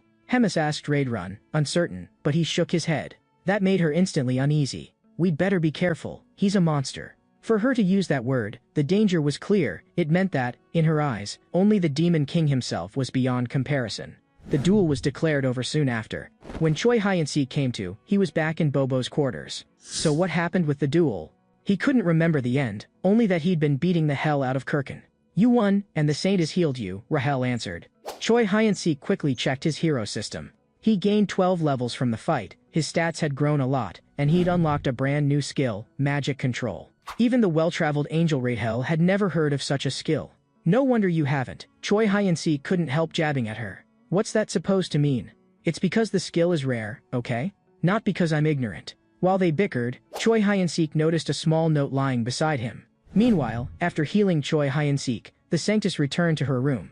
She gazed out the window. That man is so strange. He mastered magic in 3 days, and even learned advanced fighting techniques. For most knights, that would take at least a month. His potential is unfathomable. Abelson rubbed her hands together. She'd prayed to God just days before. Maybe this is heaven's answer, or maybe it's just Choi Hyun-sik's own talent. But it doesn't matter. He won the duel, and maybe he really is the one I've been searching for. With that, Abelson walked to the door and knocked. Saintus, what do you want? Abelson bit her lip. I'd like to ask a favor. I want to go for a walk. Meanwhile, back in Bobo's room, Choi Hyun-sik opened the note. To his surprise, it was actually from the Saintess. She invited me for a walk in the back garden. Choi Hyun-sik was so excited he trembled all over. Without hesitating, he hurried to the appointed spot. Should I ask for her phone number? Or should we exchange letters? It was late at night, and Rahel was clearly annoyed. Don't be stupid, she's just messing with you. Let's go back. Before she could finish, Choi Hyun-sik nervously scooped her up, having sensed movement in the distance. He turned, and there was Abelson, accompanied by 2 minotaurs. This annoyed Choi Hyun-sik, who thought he was getting a private date with the Sanctus. They're my guards. I'm not allowed to be alone. After Abelson explained, Choi Hyun-sik realized she was actually being held prisoner by the Demon King's army. Let's walk for a bit. With the minotaurs glaring, Choi Hyun-sik was so nervous he barely dared speak. You're a hero, aren't you? Abelson turned to him. Choi Hyun-sik froze, then nodded. How did you know? In our world, only demons or heroes have black hair. Your performance in the duel yesterday was impressive, so I assumed you were a hero. Her praise made Choi Hyun-sik blush with embarrassment. Can I ask you something, too? What do you think of me? A look of deep confusion appeared on Abelson's face, a rare emotion for her. What on earth is this guy talking about? Just as the air was getting painfully awkward, Raidron's voice rang out in the distance. His arrival broke the tension. There you are. The Legion commander wants to see you. It was a bolt from the blue. Choi Hyun-sik's hard-won date was cut short just like that. Raidrun brought him to Hemis's office. Well done. Hemis sat cross-legged on her desk, looking him over. I watched that duel closely. Your recent achievements are impressive. She snapped her fingers. Do you remember the suggestion I made to you? Choi Hyun-sik nodded quickly. Yes, you said I had to duel a designated opponent, and in exchange you'd protect me for a time. That's right, and then? Hemis pressed. You said I should become a demon officer and work here. Hemis nodded in satisfaction. Now I'll tell you, that was just an excuse. I didn't expect you to live this long, so my plans have changed. She pointed at Raidrun. You said he'd make an excellent demon officer, so this time, I think we should try something different. No more duels. Hemis got down from her desk and slowly approached. You know, our unit has an independent cooking corps. The last battle devastated them, and now the higher-ups can't even get a proper meal. Starting today, you'll be commander of this unit. I'll give you the authority to recruit as many cooks as you want. Can you handle that? With Hemis's order, Choi Hyun-sik knew he didn't have a choice. Leave it to me. Congratulations on your promotion, you're a company commander now, Rahel teased. A human hero, now an officer in the demon army. Are you happy? Yeah, it feels amazing, Choi Hyun-sik shot back. They kept bickering as they headed to the Legion kitchen. But as soon as Choi Hyun-sik pushed open the door, he heard a greedy munching sound inside. Looking down, he saw a cook shoveling food into his mouth. The cook recognized him. Hey, it's the barbecue slave. Slave? Choi Hyun-sik bristled instantly at the insult, flexing his numb foot. Friend, you're mistaken. As of today, I'm your head chef. With that, he kicked the guy hard in the face. After venting his frustration, Choi Hyun-sik gathered all the kitchen soldiers. Most of them had combat power around 2,000, with the strongest at 3,500. Choi Hyun-sik couldn't help but wonder, why are there so few kitchen soldiers? Isn't there supposed to be 300 to 500? There aren't even 30 here. But he had to follow Hemis's orders, or risk being killed on the spot. Choi Hyun-sik put on a calm front. Does anyone here know who I am? The group murmured various answers. Some said Choi Hyun-sik, some called him the grilling guy, and one goblin raised his hand. You're all wrong. He's a tasty human. That goblin got a kick to the wall for his trouble. Yeah, I'm a tasty human, you idiot. Choi Hyun-sik took out the letter of appointment from Hemis. The commander has appointed me head of the kitchen corps. From now on, you treat me like a king. Now, who can tell me why there are so few people here? A soldier raised his hand. They all went hunting and got killed by monsters. Choi Hyun-sik took it in stride. After all, the strongest cook, Kulkin, died fighting the Talus Queen, so it was no surprise the rest couldn't handle monsters. Who's the strongest one here now? Gollum, everyone said, pointing at the goblin Choi Hyun-sik had just beat up. Since he was the strongest, Choi Hyun-sik made him deputy head cook. Alright, if there's nothing else, dismissed.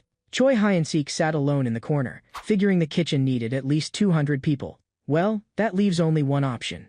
At dawn, Choi Hyun-sik left his quarters with Bobo. He already had a great recruiting plan. Scare new recruits with Bobo, join the kitchen corps or get eaten by Bobo. Let's start with that one. He walked up and kicked a soldier in the face. With a combat power of only 1,931, the guy was easy to handle. Hey, Mole Man, you want to join the kitchen corps? Mole? Me? The soldier looked around, pointing at himself. Yeah, you, Mole Man. I'm talking to you. Another kick. The Mole Man sat down, aggrieved. Why are you hitting me before I even answer? You're our first new recruit today. Know what that means? Choi Hyun-sik sighed. It means you outrank anyone who joins after you. You can abuse your power, or find scapegoats for your mistakes. Scapegoat? The Mole Man looked baffled, his simple mind unable to keep up. Yeah, you can go bring all your friends. If you get 10 to join, I'll make one of them your direct subordinate. Choi Hyun-sik's plan was perfect. He might just build a whole division this way. What he didn't know was that the Mole Man was from an independent battalion, and word quickly reached the battalion commander, the demon Doris. Sir, bad news, all our soldiers are disappearing. Why? Doris picked up a handkerchief elegantly. Are they deserting? Did the troops run off? He didn't think he'd treated his men so badly they'd all flee. It's not desertion. They've all been recruited as cooks. I see. Doris sighed in relief, leaning back in his chair. Recruiting kitchen staff is normal. I'll let it slide, just tell them to be more careful next time. Doris had no intention of making a fuss. No, this is serious. The soldier wailed, voice cracking. He's already taken 200 of our men. At that number, Doris's calm shattered instantly.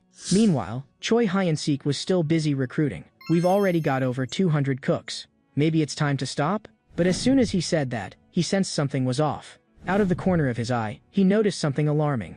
Didn't I tell them to bring a comrade? Why did this guy bring a pig? Wait, something's not right. He checked with the combat level meter and was stunned. Damn, unmeasurable. This guy's combat power is over 50,000. Let's quietly wrap this up and get out of here. But he hadn't taken 2 steps before Doris called out to him. He could only turn back, forcing a calm smile. Yes, sir, what brings you here? Doris introduced himself as the 3rd Legion's independent battalion commander, then began his interrogation. You're asking what brings me here? You really don't know? What exactly are you thinking? He pointed to the newly recruited soldiers. Why did you take half my battalion's men? Choi Hyun-sik was floored. He hadn't realized they all came from the same unit. Let me explain, sir. Damn, no wonder this went so smoothly. A few minutes later, Choi Hyun-sik was dragged to Doris's office. You're saying you didn't do this on purpose? Choi Hyun-sik nodded furiously and started flattering him. That's right, sir. I just picked out the bravest-looking soldiers, and it just so happened they were all from your battalion. Doris couldn't help but feel pleased. Commander Hemis likes this guy, so I'd better not make a big deal out of it. With that, he put on a smile. If that's how you recruit, we'll just have to accept it. Is this really okay? Choi Hyun-sik was overjoyed but knew things couldn't be that simple. Sure enough, Doris spoke up the next second, but I have one condition. Take one more soldier from our battalion and we'll call it even. Choi Hyun-sik guessed Doris wanted to dump a loser on him. What? You don't want to? Doris's murderous aura flared when Choi Hyun-sik hesitated. No, I'm just very happy. Choi Hyun-sik dashed out of the office. Just introduce him to me later. Not long after he returned to his own office, the door burst open and a hulking giant appeared. His name was Yuzaru, a half-ogre, half-beastman hybrid. Choi Hyun-sik looked up and saw his combat power was immeasurable. This guy looks dumb, but he's super strong. I'll have to make good use of him. The next day, Choi Hyun-sik gathered all his kitchen soldiers again. Let me reintroduce myself. I'm Bobo's caretaker and head of the kitchen. He then explained his plan. The department would be reorganized.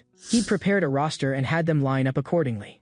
Choi Hyun-sik noticed that while the orcs all had similar intelligence, their combat power varied wildly. So he organized them by strength, assigning the weaker ones to kitchen duty and the stronger ones to hunting. A few minutes later, they were in 2 neat lines as ordered. Cooks on the right, combat squad on the left. Any objections? Just then, a short, scrawny beastman raised his hand. I object. I want to go hunting.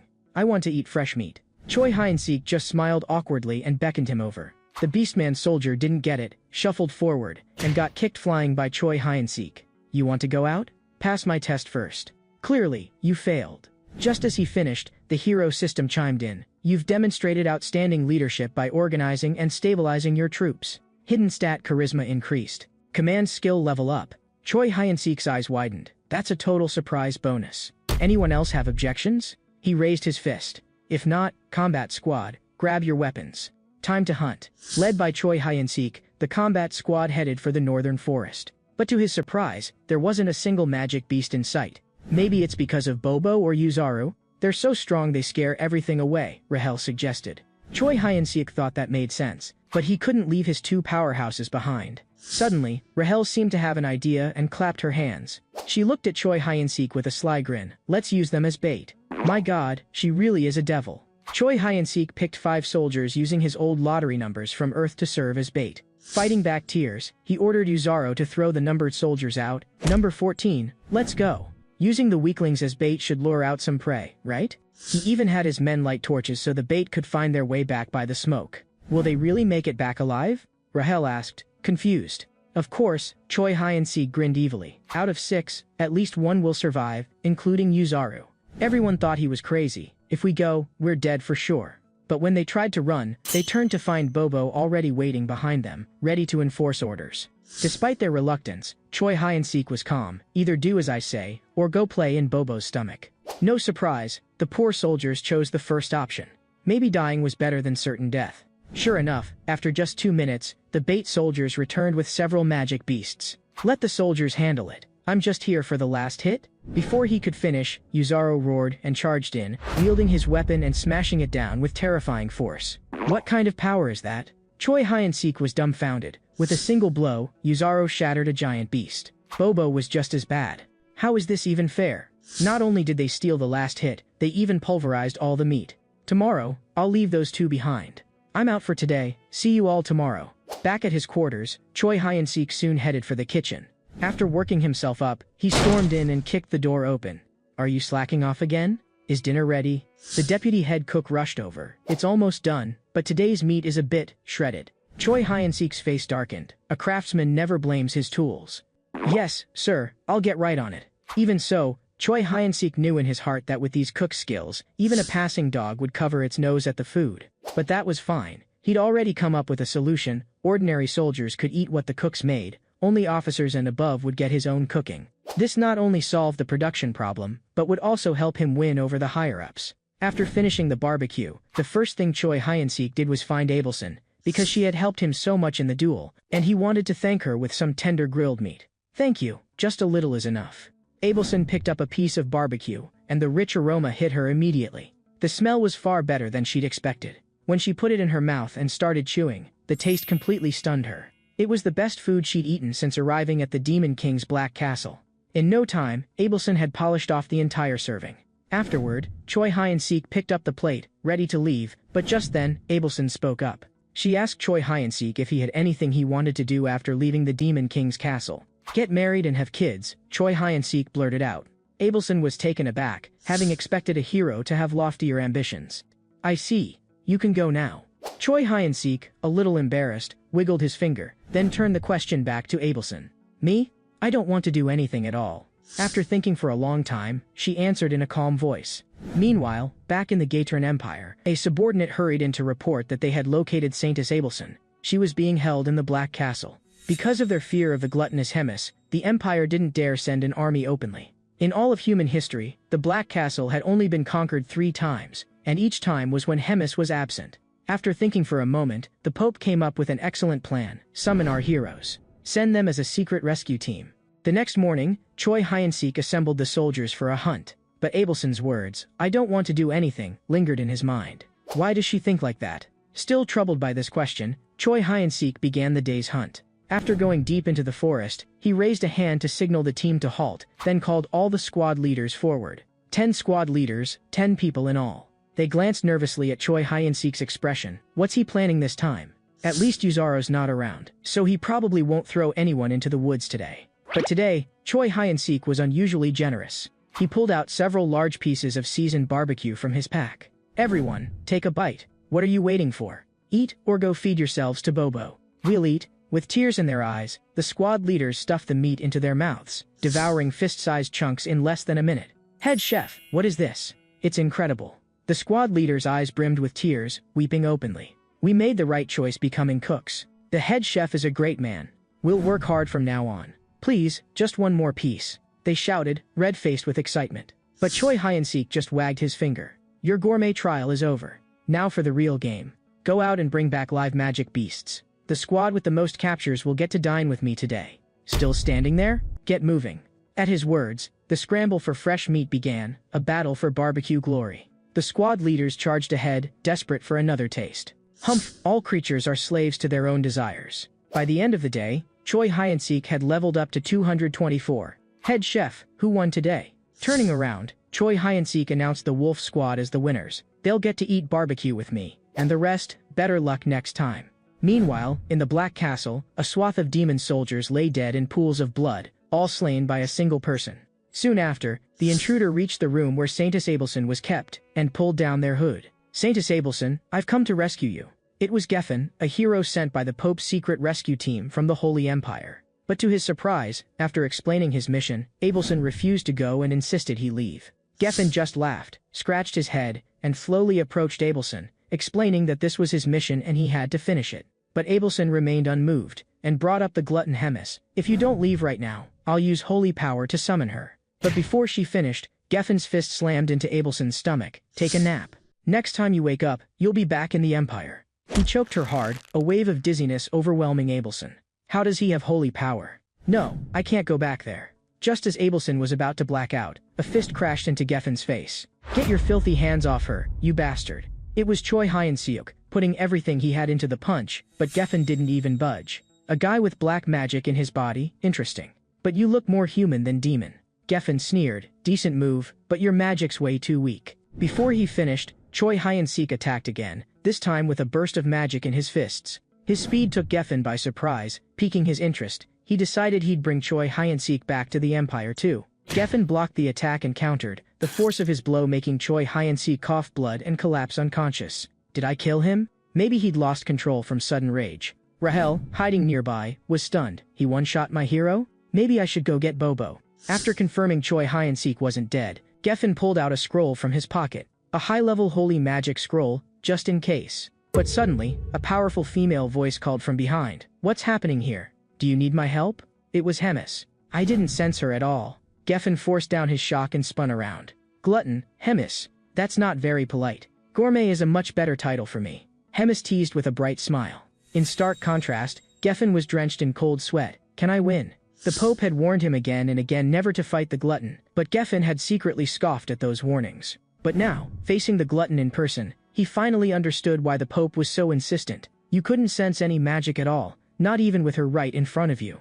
That was a terrible sign. It meant the power gap was insurmountable. But Geffen had beaten plenty of foes stronger than himself. He wanted to test himself again.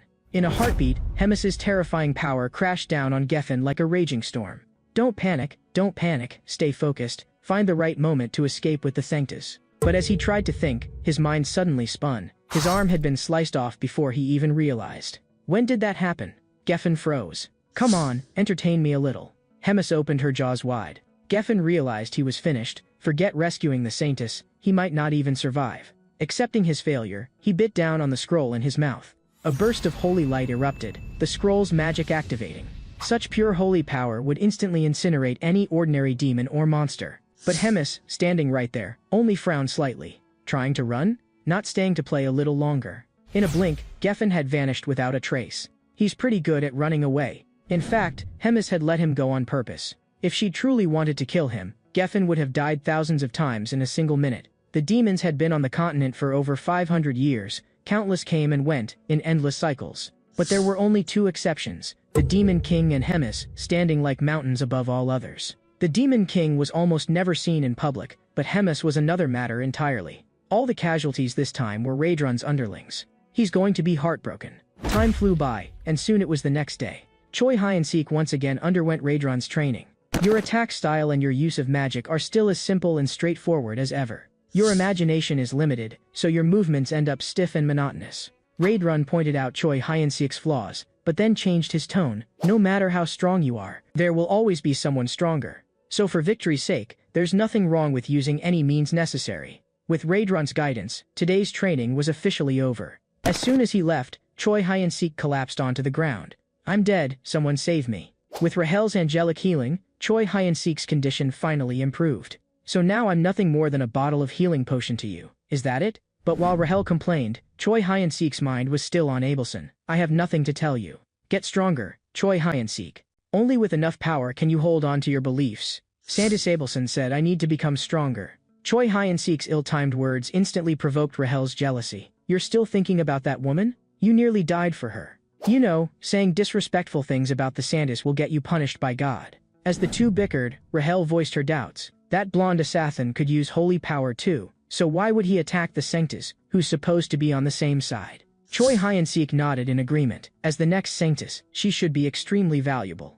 Anyway, let's stop talking about the Sanctus. Why? Is it because you like her? Choi Hyeon-sik covered his ears. Enough, stop being jealous. A few dozen minutes later, Choi Hyeon-sik was sprawled on his dorm bed, sobbing. "My life is over. I don't want to be human in my next life." Bobo watched him, utterly confused.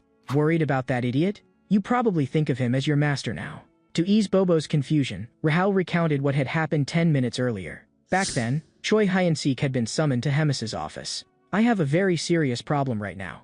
I'm bored." Hemis's words made Choi Hyeon-sik shudder. "What is she up to now?" "I want to see something interesting. I'll give you 1 month, go defeat the battalion commander." Seeing Choi Hyeon-sik's troubled expression, Hemis held up her fingers to show that if he didn't think he could do it, she could help him the same way she'd helped Kirkin.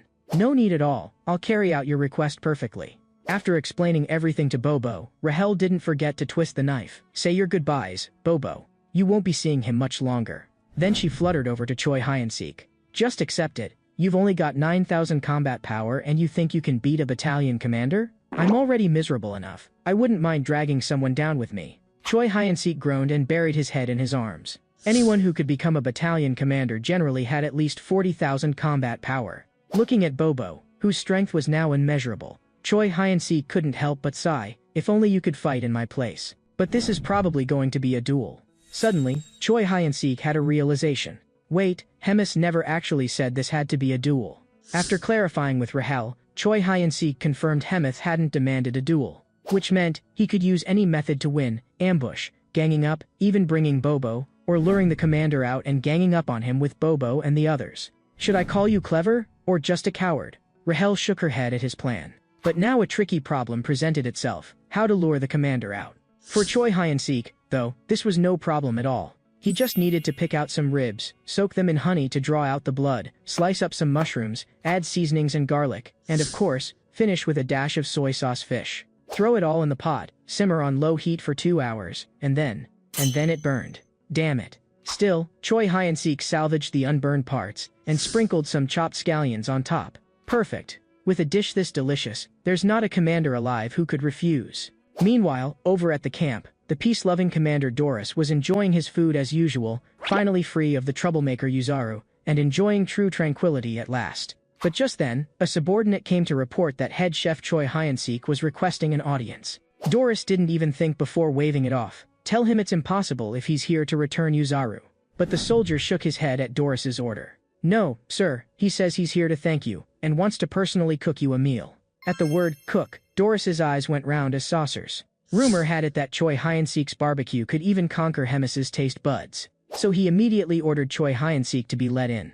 No sooner had the soldier left, than Choi Hyun-sik walked in carrying a huge platter, even clenching a red rose between his teeth for extra flair. Lord Doris, long time no see. Doris's face turned red at the sight, but he quickly realized something was off and forced himself to act composed. I hear you're here to say thank you. Yes, sir. Thanks to your help a month ago, I was able to become head chef. Choi Hyun-sik set the platter before Doris. To express my gratitude to Lord Doris, I've specially prepared this dish for you.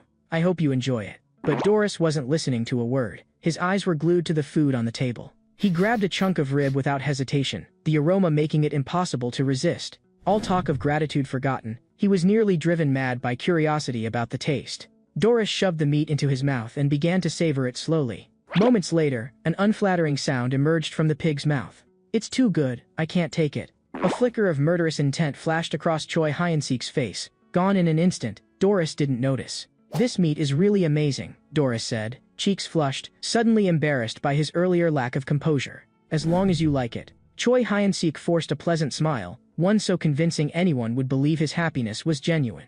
Then I'll be taking my leave. Choi Hyun-sik barely suppressed his nausea as he turned to open the door. But the moment he stepped outside, he immediately threw up everything he'd eaten the day before. How do I describe what I just saw? There's no word for it but disgusting. I swear, I'm going to butcher that pig. And so, for a whole week, Choi Hyun-sik brought Doris meals, feeding him meat on a regular schedule, training him to become a slave to meat, and planning to lure him into the forest for disposal. That was Choi Hyun-sik's original plan. But today, after finishing his meal, Doris suddenly looked troubled and stopped eating.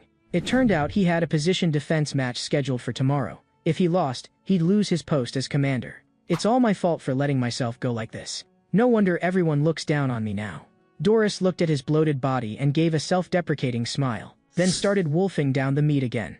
But Choi Hyun-sik was plunged into despair. Crap, if this pig gets killed in the duel, all my work this week will be wasted. And there's no way this pig could possibly win the match. That's why you should always keep in shape, you dumb pig. Choi Hyun-sik wanted to grab Doris by the collar and scream. Just then, Doris spoke up. If you have time, I hope you'll come watch the match. You're my good luck charm. Sure, Choi Hyun-sik nodded, silently praying, please, let the challenger be even more hopeless than Doris. The next day, Choi Hyun-sik showed up at the arena for the match, sporting dark circles under his eyes after a sleepless night. Maybe that pig will suddenly awaken and turn into Super Pig. But what kind of Super Pig weighs over 800 pounds? No way. Even he didn't believe his own nonsense. Meanwhile, in the arena, it took Doris a full half hour just to climb the stairs to the stage. But when he spotted Choi Hyun-sik in the stands, Doris felt all his efforts were worthwhile. My lucky charm, you finally showed up.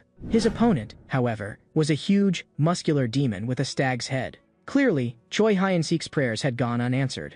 With the referee's signal, the duel began.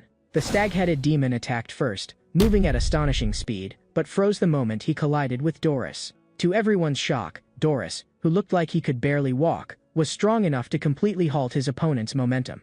He squared his stance, then suddenly unleashed his power, shattering the entire arena with a single blow. Even up in the stands, Choi Hyun-sik was almost caught in the shockwave. Choi Hyun-sik was certain the fight was over, and the winner was none other than Doris. After the match, Choi Hyun-sik returned to his quarters. Having witnessed Doris's real strength, he was sure that Bobo alone wouldn't be enough to defeat him. So Choi Hyun-sik revised his plan. He'd have to find an even stronger creature deep in the hunting forest to team up against Doris, something on the level of the Talus Queen. Thanks to the hard work of his cooking corps, Choi Hyun-sik had gathered plenty of intel on the area. Mr. Hero, are you thinking? That's right. The enemy of my enemy is my friend.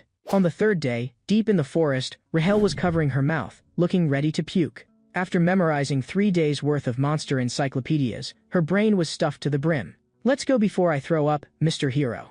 Choi Hyun-sik nodded and pulled out a map. Their first target was just a kilometer ahead, a creature the cooks had marked as Surfib. Rahel jumped in. In ancient language, it means forest worm. There's also Morsefit and a Stunby, which look similar. But that idea was vetoed instantly, since Rahel pointed out those creatures weren't very strong and rarely attacked people. So, how about it? Aren't I a genius? Call me the beast expert. Choi Hyun-sik looked dazed. Yeah, you're not just a genius, you're also incredibly wise. But I have to admit, empty-headed people do learn fast. Soon, Choi Hyun-sik had all the kitchen soldiers assembled. Scanning the map, one spot caught his eye. The note says, covered in steel-like scales, dragon-like appearance. But Rahel said, there are lots of dragon species. That description isn't specific enough. In Choi Hyun-sik's mind, dragons were the strongest beasts, so he decided to check it out himself. Arriving at the dragon's territory, Choi Hyun-sik gave the cooks their orders. Clear out this area. Don't bother capturing anything alive, hunt and eat on the spot. The decision sent the cooking corps into a frenzy of excitement. The head chefs finally come to his senses. We get to eat fresh meat, eat until we burst. Meat. I want meat. Soon, they'd hunted down a massive number of beasts. Unlike the excited cooks, Choi Hyun-sik was increasingly anxious. Why hasn't the beast lord shown up yet? With so many little ones dead, the big one should be here by now. Not wanting to waste the day, Choi Hyun-sik decided to push things further. He had the cooks start a fire and barbecue the monsters right on the spot. Sure enough, not long after they started grilling, the ground began to shake. At the same time, Choi Hyun-sik's eyes lit up. Is it here? He didn't know what it was, but he could feel a massive presence approaching. Moments later, a beast crashed through the trees. Its eyes glowed crimson. It stood an incredible 5 meters tall. Its head was dragon-shaped, and its whole body was covered in black scales. Choi Hyun-sik immediately whipped out the combat level meter. Unmeasurable combat power. Perfect, just what I needed. Rahel told Choi Hyun-sik, that's a Nidrak. Its power rivals that of a battalion commander. A dragon. Run for your lives. The cooks panicked and scattered. But Choi Hyun-sik just grinned. Now we can beat Doris. Well then, everyone, I'm going, see you. And with that, he sprinted away. Elsewhere, Raid Run had been summoned to Hemis's office. What's Choi Hyun-sik been up to lately? Raid Run replied that he was just doing his usual head chef duties. Hemis found it odd. Choi Hyun-sik's been far too well-behaved lately. Raid Run, you haven't taught him any crazy tricks again, have you? No, just the regular training. Hemis then asked what Choi Hyun-sik's chances were of beating the battalion commander. Raid Run's answer, 0. Though Choi Hyun-sik had been calm and quiet lately, Raid Run had noticed something strange. I heard he's been spending a lot of time with Doris. You mean that pig? Hemis looked puzzled. I told him to beat the commander, but now he's cozying up to him. What are you plotting? Well, this should be interesting. Let's see how it plays out. In the following days, Choi Hyun-sik kept bringing Doris delicious food. This is just amazing. Thanks for the barbecue again today. After 50 plates of barbecue, Doris let out a little piggy burp. But just then, Choi Hyun-sik let out a troubled sigh, which immediately caught Doris's attention. What's wrong? Did something happen? Choi Hyun-sik's eyes filled with tears. It's nothing, just something's happened in the kitchen core. This might be the last time I bring you food. The gravity of the situation made Doris leap to his feet. What? Tell me, what happened? With a woeful face, Choi Hyun-sik waved him off. Commander Hemis says she wants to taste a special monster's meat. But this beast is so strong, even after days of fighting, we haven't been able to catch it. This stunned Doris. He couldn't imagine what kind of creature could be that strong. Marble-patterned beast? What is that? I've never heard of it. Of course Doris hadn't heard of it. Choi Hyun-sik had just made it up on the spot. This is a matter of life and death. I'd never lie to you. Seeing Choi Hyun-sik in trouble, Doris generously offered to lend him 200 soldiers, but Choi Hyun-sik politely refused. He said the soldiers were too weak. No matter how many, it would just be sending them to die. But if our great Lord Doris were to step in personally, maybe this problem could be solved. And if you do, I'll make sure Commander Hemis knows it was your achievement. The thought of Hemis praising his handsome face had Doris giddy with excitement. Really? You do that? Seeing Doris take the bait, Choi Hyun-sik quickly promised again to spread word of his deeds, finally getting Doris to agree. All right, I'll help you. After all, we're friends. Really? You mean it? A meaningful smile crept across Choi Hyeon-sik's downturned face. "Thank you, sir." At dawn, Choi Hyeon-sik got up and led his large force into the forest. Today was the day of the final showdown. Operation Pig Hunt was officially underway. This time, he brought along the strongest combat power from the Cooking Corps, Bobo and Yuzaru. Although there was still some time before Hemis's deadline, they decided to take action early. Choi Hyeon-sik headed toward Doris's unit, and soon, the two sides met up and entered the forest together. Not only did Doris come in person, he even brought all the soldiers from his battalion, over 500 in total, showing just how seriously he was taking the mission. But to Choi Hyeon-sik, this was anything but good news. Isn't this a bit much? Over 500 soldiers? Nidrak, you're not a coward, right? It was all he could do to reassure himself. They pressed deeper into the forest for who knows how long, when suddenly, the ground started to shake violently. Choi Hyeon-sik swallowed hard. That's him, he's here. All right, time to get some exercise. Doris stretched and leapt from his carriage. At that moment, Nidrak crashed through the trees, his roar echoing across the land. Nidrak's monstrous cry made Doris frown. So that's the marble pattern beast? Feels like I've seen it somewhere before. Doris seemed lost in thought, maybe recalling a run-in with Nidrak from the past. Choi Hyeon-sik quickly broke his train of thought. Don't all monsters look pretty similar anyway? I suppose you're right. Thankfully, Doris was easily convinced. Leave this guy to me. And make sure you tell the commander about my contribution. With that, Doris charged forward alone. Of course. I'll report everything to the commander in detail myself. A sly smile crept across Choi Hyeon-sik's lips. Soon, Doris and Nidrak were locked in a titanic battle, with over 500 battalion soldiers surging in behind them. Every time Doris and Nidrak clashed, the explosions were deafening, earth cracked, and rocks shattered. "Mr. Hero, when do we step in? At this rate, that pig might actually kill Nidrak," asked Rahel softly from Choi Hyeon-sik's arms. But Choi Hyeon-sik stared in shock, realizing Doris had made a ruthless decision. He was sacrificing his own soldiers to take the brunt of Nidrak's attacks while keeping himself safe. Just as the battle reached its peak, a panicked soldier rushed over, shouting that another monster was attacking. That threw a wrench into all of Choi Hyeon-sik's plans. Wasn't this Nidrak's territory? By the law of the wild, monster overlords usually didn't invade each other's turf. Moments later, the ground split open and a gigantic worm-like monster burst forth. "That's Serfib," Rahel shouted, recognizing it instantly. "What's that thing doing here?" Choi Hyeon-sik yelled. But that wasn't the last. More and more powerful monsters, each a ruler in their own domain, began appearing throughout the forest. It was total chaos, and totally off-script. Realizing he was outmatched, Doris immediately ordered his soldiers to retreat. Rahel grew anxious at his side. "Mr. Hero, what do we do? We can't let Doris escape." Choi Hyeon-sik knew it too. If Doris got away, he'd be the one to die. He took a deep breath to steady himself, then spoke in a low voice. "Raedrun-style martial art, first form. What are you mumbling about?" Doris looked confused. But before a second passed, Choi Hyeon-sik's punch slammed into Doris's gut. "Cancel that order. We're not retreating." Choi Hyeon-sik suddenly shouted, raising his voice. "Everyone, listen up.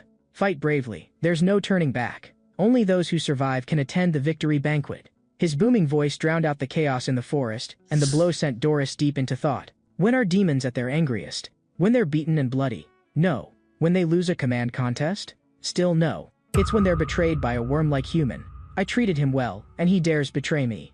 Doris was so furious he nearly lost his mind, desperate to rip Choi Hyeon-sik to pieces. His eyes glowed crimson, and only one thought filled his head: kill Choi Hyeon-sik. Doris made up his mind and unleashed his trump card, Demon Bloodline, Stage 2, Bloom. It was a skill that traded life for explosive power. Choi Hyeon-sik was floored, and even Rahel urged him to run for his life. But Doris's attack was indiscriminate and deadly, demonic energy spreading outward from him in all directions. The nearby monster Serfit was instantly killed. Luckily, Choi Hyeon-sik was far enough away to avoid the worst of it, but Doris's rage showed no signs of abating. "I'm going to tear you apart." In this desperate moment, Choi Hyeon-sik remembered his two trump cards, Bobo and Uzaru. Where are they? Rahel's face darkened. "I think they got sucked into Serfid's burrow." On hearing that, Choi Hyeon-sik felt like dying. It meant he'd have to face Doris alone, and that was almost impossible. But at that moment, Doris's trembling body suddenly coughed twice, blood streaming from his lips. That's when Choi Hyeon-sik realized the destructive skill had a serious backlash. He turned and ran for his life. "Rahel, tell me, what monsters are nearby?" 11 o'clock, straight ahead is ogre territory. Ogres are strong. They average over 30,000 combat power. But to Doris, now in Demon Bloodline Stage 2, ogres were no more than bugs to be squashed. So the chase began, one running, one pursuing, going on for about 10 minutes. Doris grew impatient, then stopped in his tracks and activated Demon Bloodline Stage 3. Suddenly, tremendous power surged from within him. But just then, a sharp pain stabbed through his heart, and with a violent cough, mouthfuls of blood spilled from his lips. Rahel could feel it. Doris's demonic power was draining rapidly. What's going on? Am I at my limit? Must have burned too much energy chasing him. Realizing the danger, Doris turned to flee. Where do you think you're going? Just you wait. Once I recover, you're dead. But he'd pushed himself too hard. Doris barely managed 2 steps before Choi Hyun-sik caught up to him. You're not getting away. Choi Hyun-sik clenched his fist, pouring all his magic into it. Raidrun-style martial art, 7th form, destructive shockwave. To his shock, even exhausted, Doris still caught his strongest attack. Their magic clashed in the air, the power so great it seemed the earth itself would split. But suddenly, a mysterious force intervened, hurling Choi Hyun-sik away. Damn it, what the hell was that? He scrambled up and saw Doris clinging to Hemis's leg, begging for mercy. Please save me, Commander. But Hemis's only answer was a surge of overwhelming demonic energy. Shut up, Doris. How stupid do you have to be to get beaten this badly by a human? Doris instantly fell silent. While they stood there stunned, Choi Hyun-sik dashed forward. As agreed, I have now defeated a battalion commander. As he spoke, his kick landed squarely on the back of Doris's head. Well, it counts as beating the commander. Hemis's huge lips split into a wide grin. Now that was entertaining. In the office, Hemis questioned, I told you to defeat the battalion commander, and this is how you did it? I used every method I could think of, but I never imagined the whole unit would end up in chaos. Hearing Choi Hyun-sik's explanation, Hemis burst out laughing. What on earth goes on in your head to come up with something like that? I really want to crack it open and see. Choi Hyun-sik froze. Please restrain your curiosity. I'd really appreciate it. Hemis figured Choi Hyun-sik was just exploiting a loophole in her words. But since it was his first time, she decided to count the mission as complete this time. I don't like this. Don't let it happen again. Choi Hyun-sik could only nod vigorously. Yes, ma'am, thank you very much. Back at Bobo's place, Choi Hyun-sik collapsed on the floor. Phew, I really thought I was going to die. Today was exhausting, every second felt like walking on thin ice. By the way, what was up with that powered-up form Doris used? It seems to be a martial skill unique to the demon race. Maybe we can ask that Minotaur about it. Hearing their conversation, Bobo poked his head out from where he was resting and let out a tentative bark. All right, Bobo, you worked hard too. Sorry I haven't taken good care of you. Bobo perked up, barking energetically as if to say he was fine. Choi Hyun-sik patted Bobo's head over and over. Still, I do feel a little bad for Doris. He actually treated me pretty well, and in the end, I tricked him. Really? You sure don't look the least bit guilty, Rahel squinted at him. No, I'm really sorry, I swear. Choi Hyun-sik buried his face in his hands, but the upward curl of his lips gave him away. Hey, you're smiling, aren't you? Take your hands off your face. After defeating Doris, Choi Hyun-sik shot up to level 420, and his combat power soared to a terrifying 13,936. Awesome, let's keep this momentum going. Time for a celebratory drink. Rahel brought over a huge mug of beer. Let's toast to taking down Doris. Cheers. 3 mornings later, Choi Hyun-sik arrived at the training grounds early, even half an hour before raid run. Good morning, Mr. Raid Run. Congratulations on defeating Doris. Thank you. Choi Hyun-sik walked over and took the chance to ask, Mr. Raid Run, do you know about Flowmote?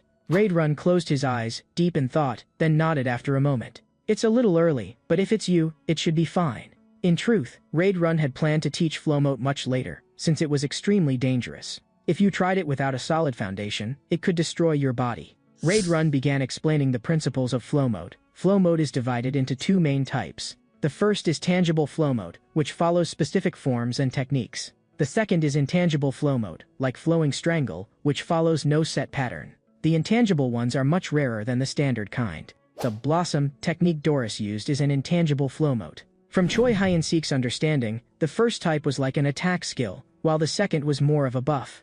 Raid Run continued, evolution forms are an ancient combat skill. Anyone with demon power can learn it, but it's rarely used because the side effects are so severe. Choi Hyun-sik fell into thought. Is it possible for me to learn this evolution skill?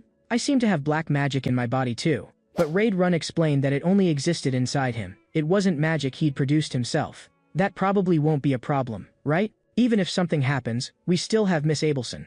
Choi Hyun-sik wanted to learn it, even if it was dangerous. Raid Run massaged his forehead, lowering his head to think for a long while. Choi Hyun-sik immediately dropped to his knees and hugged Raid Run's leg. If you don't teach me, I'll die. You know what Commander Hemis is like. She might have me fight the regimental commander tomorrow. Under his desperate pleading, Raid Run finally gave in. But be prepared. This could cost you your life. That's fine. Every minute here is a gamble anyway. Then let's begin.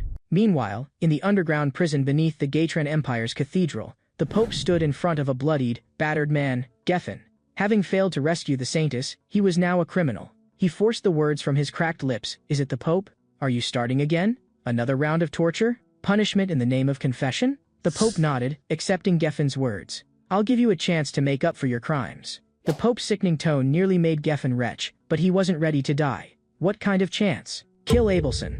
The Pope's face was ice cold. Geffen wondered if he'd misheard. What? Why? This makes no sense. Why kill the next Saintess? What could you possibly gain? The Pope gave no reply, only saying the reason was none of Geffen's concern. Geffen shook his head. I can't take this mission. There's the glutton in the Black Castle. I can't deal with her. The Pope's stern expression softened. Don't worry. We'll act when the glutton isn't there. I'll assign 3 knights to help you. This time, you must succeed, Mr. Geffen. On the road to glory, failure is not an option. Elsewhere, after his first attempt at using evolution form, Choi Hyun-seok collapsed on the ground, foaming at the mouth, barely alive. Luckily, Raid Run called Abelson for help. Are you both insane? Letting a human practice combat techniques made for demons. Choi Hyun-seok said he felt fine, and that over time, the black magic in his body was actually lessening.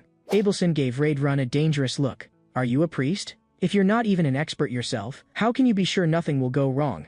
If this continues, Choi Hyun-seok's chances of survival are less than 1%. Before, I sealed the black magic in his body, but now it's all been released. In this situation, Abelson had only one option, to fuse Choi Hyun-seok's magic with his body completely. This was fundamentally different from having residual magic inside. It was a true metamorphosis of the human species, something that by rights should be impossible. I'll use holy power to suppress the black magic, then spread it evenly through his body, adjusting the concentration until it's within what he can tolerate. Is that really possible? Raidrun asked, face tense. I don't know. I've never done this, and there's no precedent for it. There's also the chance that the black magic will resist the holy power and go berserk. Abelson grabbed Choi Hyun-seok's hand. But either way, we have no choice but to try. As her words fell, brilliant golden light flooded the room. Holy power poured from Abelson into Choi Hyun-seok's body. 3 days later, Choi Hyun-seok groaned and opened his eyes. What happened to me? He hadn't even sat up before Bobo and Rahel rushed over. You're awake. You're finally awake. Our hero is back. Rahel stared intently at Choi Hyun-seok. Are you alright, my hero? I'm fine, Choi Hyun-seok answered in a barely audible voice, his memory stuck on learning the evolution form, though his body didn't seem to have any obvious problems. While checking himself, he opened his status window. Just as I feared, the worst has happened. The mysterious box icon that had appeared in his status screen was now labeled Black Magic. This is really the end.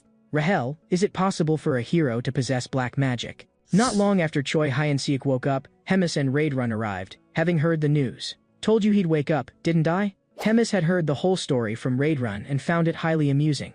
You actually tried to turn demon power into human power. With ideas that interesting, why not come and tell me about them? Suddenly, Hemis's tone dropped. Looks like there's a reason humans call her the Sanctus. For you to survive even in this state, would you like me to help you out a little? Hemis's lips curled into a slow, ominous smile. She stepped forward, radiating power. Just as Choi Hyun-seok tried to step back, a flood of magic poured into his body. The pain blurred his consciousness. Don't worry, Raidrun, he'll be fine. It's alright, he just needs a nap. You should feel honored. With those cryptic words, Choi Hyun-seok's awareness faded completely. The Demon King is calling, I have to go. Raidrun, I'm leaving something in your care. In a flash, 3 days had passed since Hemis's departure. Luckily, Choi Hyun-seok recovered quickly, thanks to Abelson's constant care. For days, she attended to him with painstaking attention. Thank you, Miss Abelson. No need to thank me. It was your own willpower that got you through, Abelson said, then quietly added, you're my only hope. That left Choi Hyun-seok completely confused, but Abelson refused to elaborate. That's all for today's treatment, I have to go. Why does Miss Abelson always say such strange things? Just how much is she hiding from me? After Abelson left, Choi Hyun-seok immediately sought out Raidrun and asked to resume training. Are you sure you're okay? Raidrun asked, worry in his eyes. Miss Abelson said as long as I don't use magic, there's no problem. But as Choi Hyun-seok spoke, Raidrun's mind drifted. It's been 3 days since Commander Hemis left. The meeting at the Demon King's castle is an annual event, but for some reason, I can't shake a bad feeling about it this year. Mr. Raidrun? Mr. Raidrun? Choi Hyun-sik's repeated calls finally snapped him back. You've been really busy lately, haven't you? With all your Legion commander duties, anything I can do to help? Raid Run shook his head. No, it's fine. The commander will be back soon anyway. So don't worry about me, just focus on taking care of yourself. Hearing those words, Choi Hyun-sik immediately knelt down and gave him a loud kowtow. Yes, sir, I understand. Watching his smiling face, Raid Run had another thought. Choi Hyun-sik really has grown stronger, even if he hasn't noticed himself. Has his body evolved after adapting to the black magic? Maybe he's getting stronger because his body is adjusting to the magic. As he pondered the reason for this growth, Raid Run's expression suddenly froze. Holy power? In the 3rd Legion's Black Tower headquarters, Raid Run had sensed a surge of sacred power. True, the Saintess-in-waiting Abelson was stationed here, but what he felt now was not hers. Someone's concealing holy power, for distinct, hidden presences. If Raid Run hadn't been hypersensitive to holy power, he'd never have noticed. Looks like something's about to go down. Raid Run's abrupt words caught Choi Hyun-sik off guard. What do you mean? Something's up? No time to explain, stay here and wait. Leaving Choi Hyun-sik standing there, Raid Run hurried off in a specific direction. Perhaps to maintain stealth, the intruders were moving slowly. The infiltration was going smoothly. Is it because the glutton isn't here, Mr. Geffen? Unlike the relaxed knights, Geffen was deadly serious. Keep your voices down. The glutton may be gone, but there's another monster in this castle, the Red Nightmare. No sooner had he spoken than Raid Run appeared, blocking their advance. The intruders, for humans in black hoods, were clearly startled to see Raid Run appear. That's the Red Nightmare? The magic coming off this guy is no joke. Be careful, everyone. Geffen, as the leader, immediately issued orders. Lucas, Nell, go find the Saintess Avelson. Oka, you're with me, we'll take on the Red Nightmare together. Staring into those eyes, Raid Run frowned. This guy's at least regiment commander level. The madness radiating from Geffen was that of a division commander. Their goal must be to rescue Abelson. Given how important this is, they must have brought their elite. The other 3 are at least company commander level each. To be honest, just Geffen alone is already a nightmare to face. Fortunately, just then, Choi Hyun-sik's voice rang out from behind. Mr. Raid Run, things look pretty serious, so I came as well. Though Raid Run said, didn't I tell you to wait for me? In his heart he was actually grateful. Listen, Choi Hyun-sik, their target is the Saintess. Raid Run took off his necklace and tossed it to him. Take the Saintess and get out of here. Use this necklace as proof of identity to rally our top officers. Understood. Choi Hyun-sik nodded without hesitation. Meanwhile, the humans were on the move as well, and Geffen was locked in fierce battle with Raid Run. Hold him off. If this gets out of hand, we're in trouble. 2 knights immediately broke off to chase after Choi Hyun-sik. Without the commander's orders, you absolutely cannot take the Saintess. At that moment, Raid Run slammed his fist into the ground. Raid Run Martial Arts, 7th form, Explosive Shockwave. The instant his fist hit, the ground erupted with a deafening crash, upheaving earth and stone. Thanks to Raid Run's help, Choi Hyun-sik managed to escape and sprint straight for Abelson's room. Just then, the hero system popped up. Evil forces are attempting to kill Abelson. As a hero, it is your duty to protect the candidate Saintess. Objective, protect Abelson. Reward, 1,000 hero points. Evil forces are trying to kill Abelson? That just sounds weird. Those guys are probably the rescue team from the Gatron Empire, so aren't they supposed to be the good guys? And the reward's way too high, 1,000 hero points for this quest. Choi Hyun-sik shook his head, pushed aside those thoughts, and burst into the Saintess's room.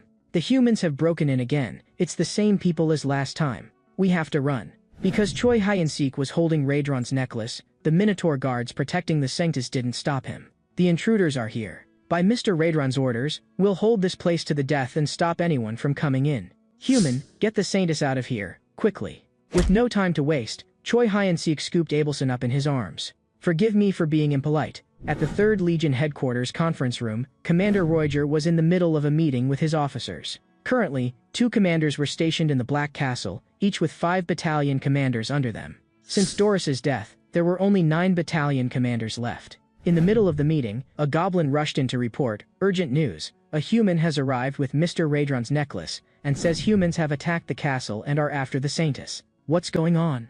Roiger was confused, so he stepped out to meet Choi Hyun-sik. This commander looked completely human. Choi Hyun-sik recognized him as the high-ranking demon who'd appeared during Doris's commander selection.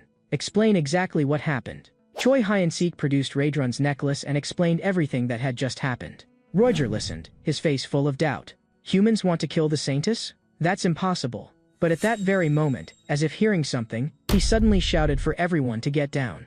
Sure enough, the next instant, two dark figures dropped from above, heading straight for the Saintess. Roiger instantly tried to immobilize them with a binding spell, but he was too far away. The spell didn't reach in time.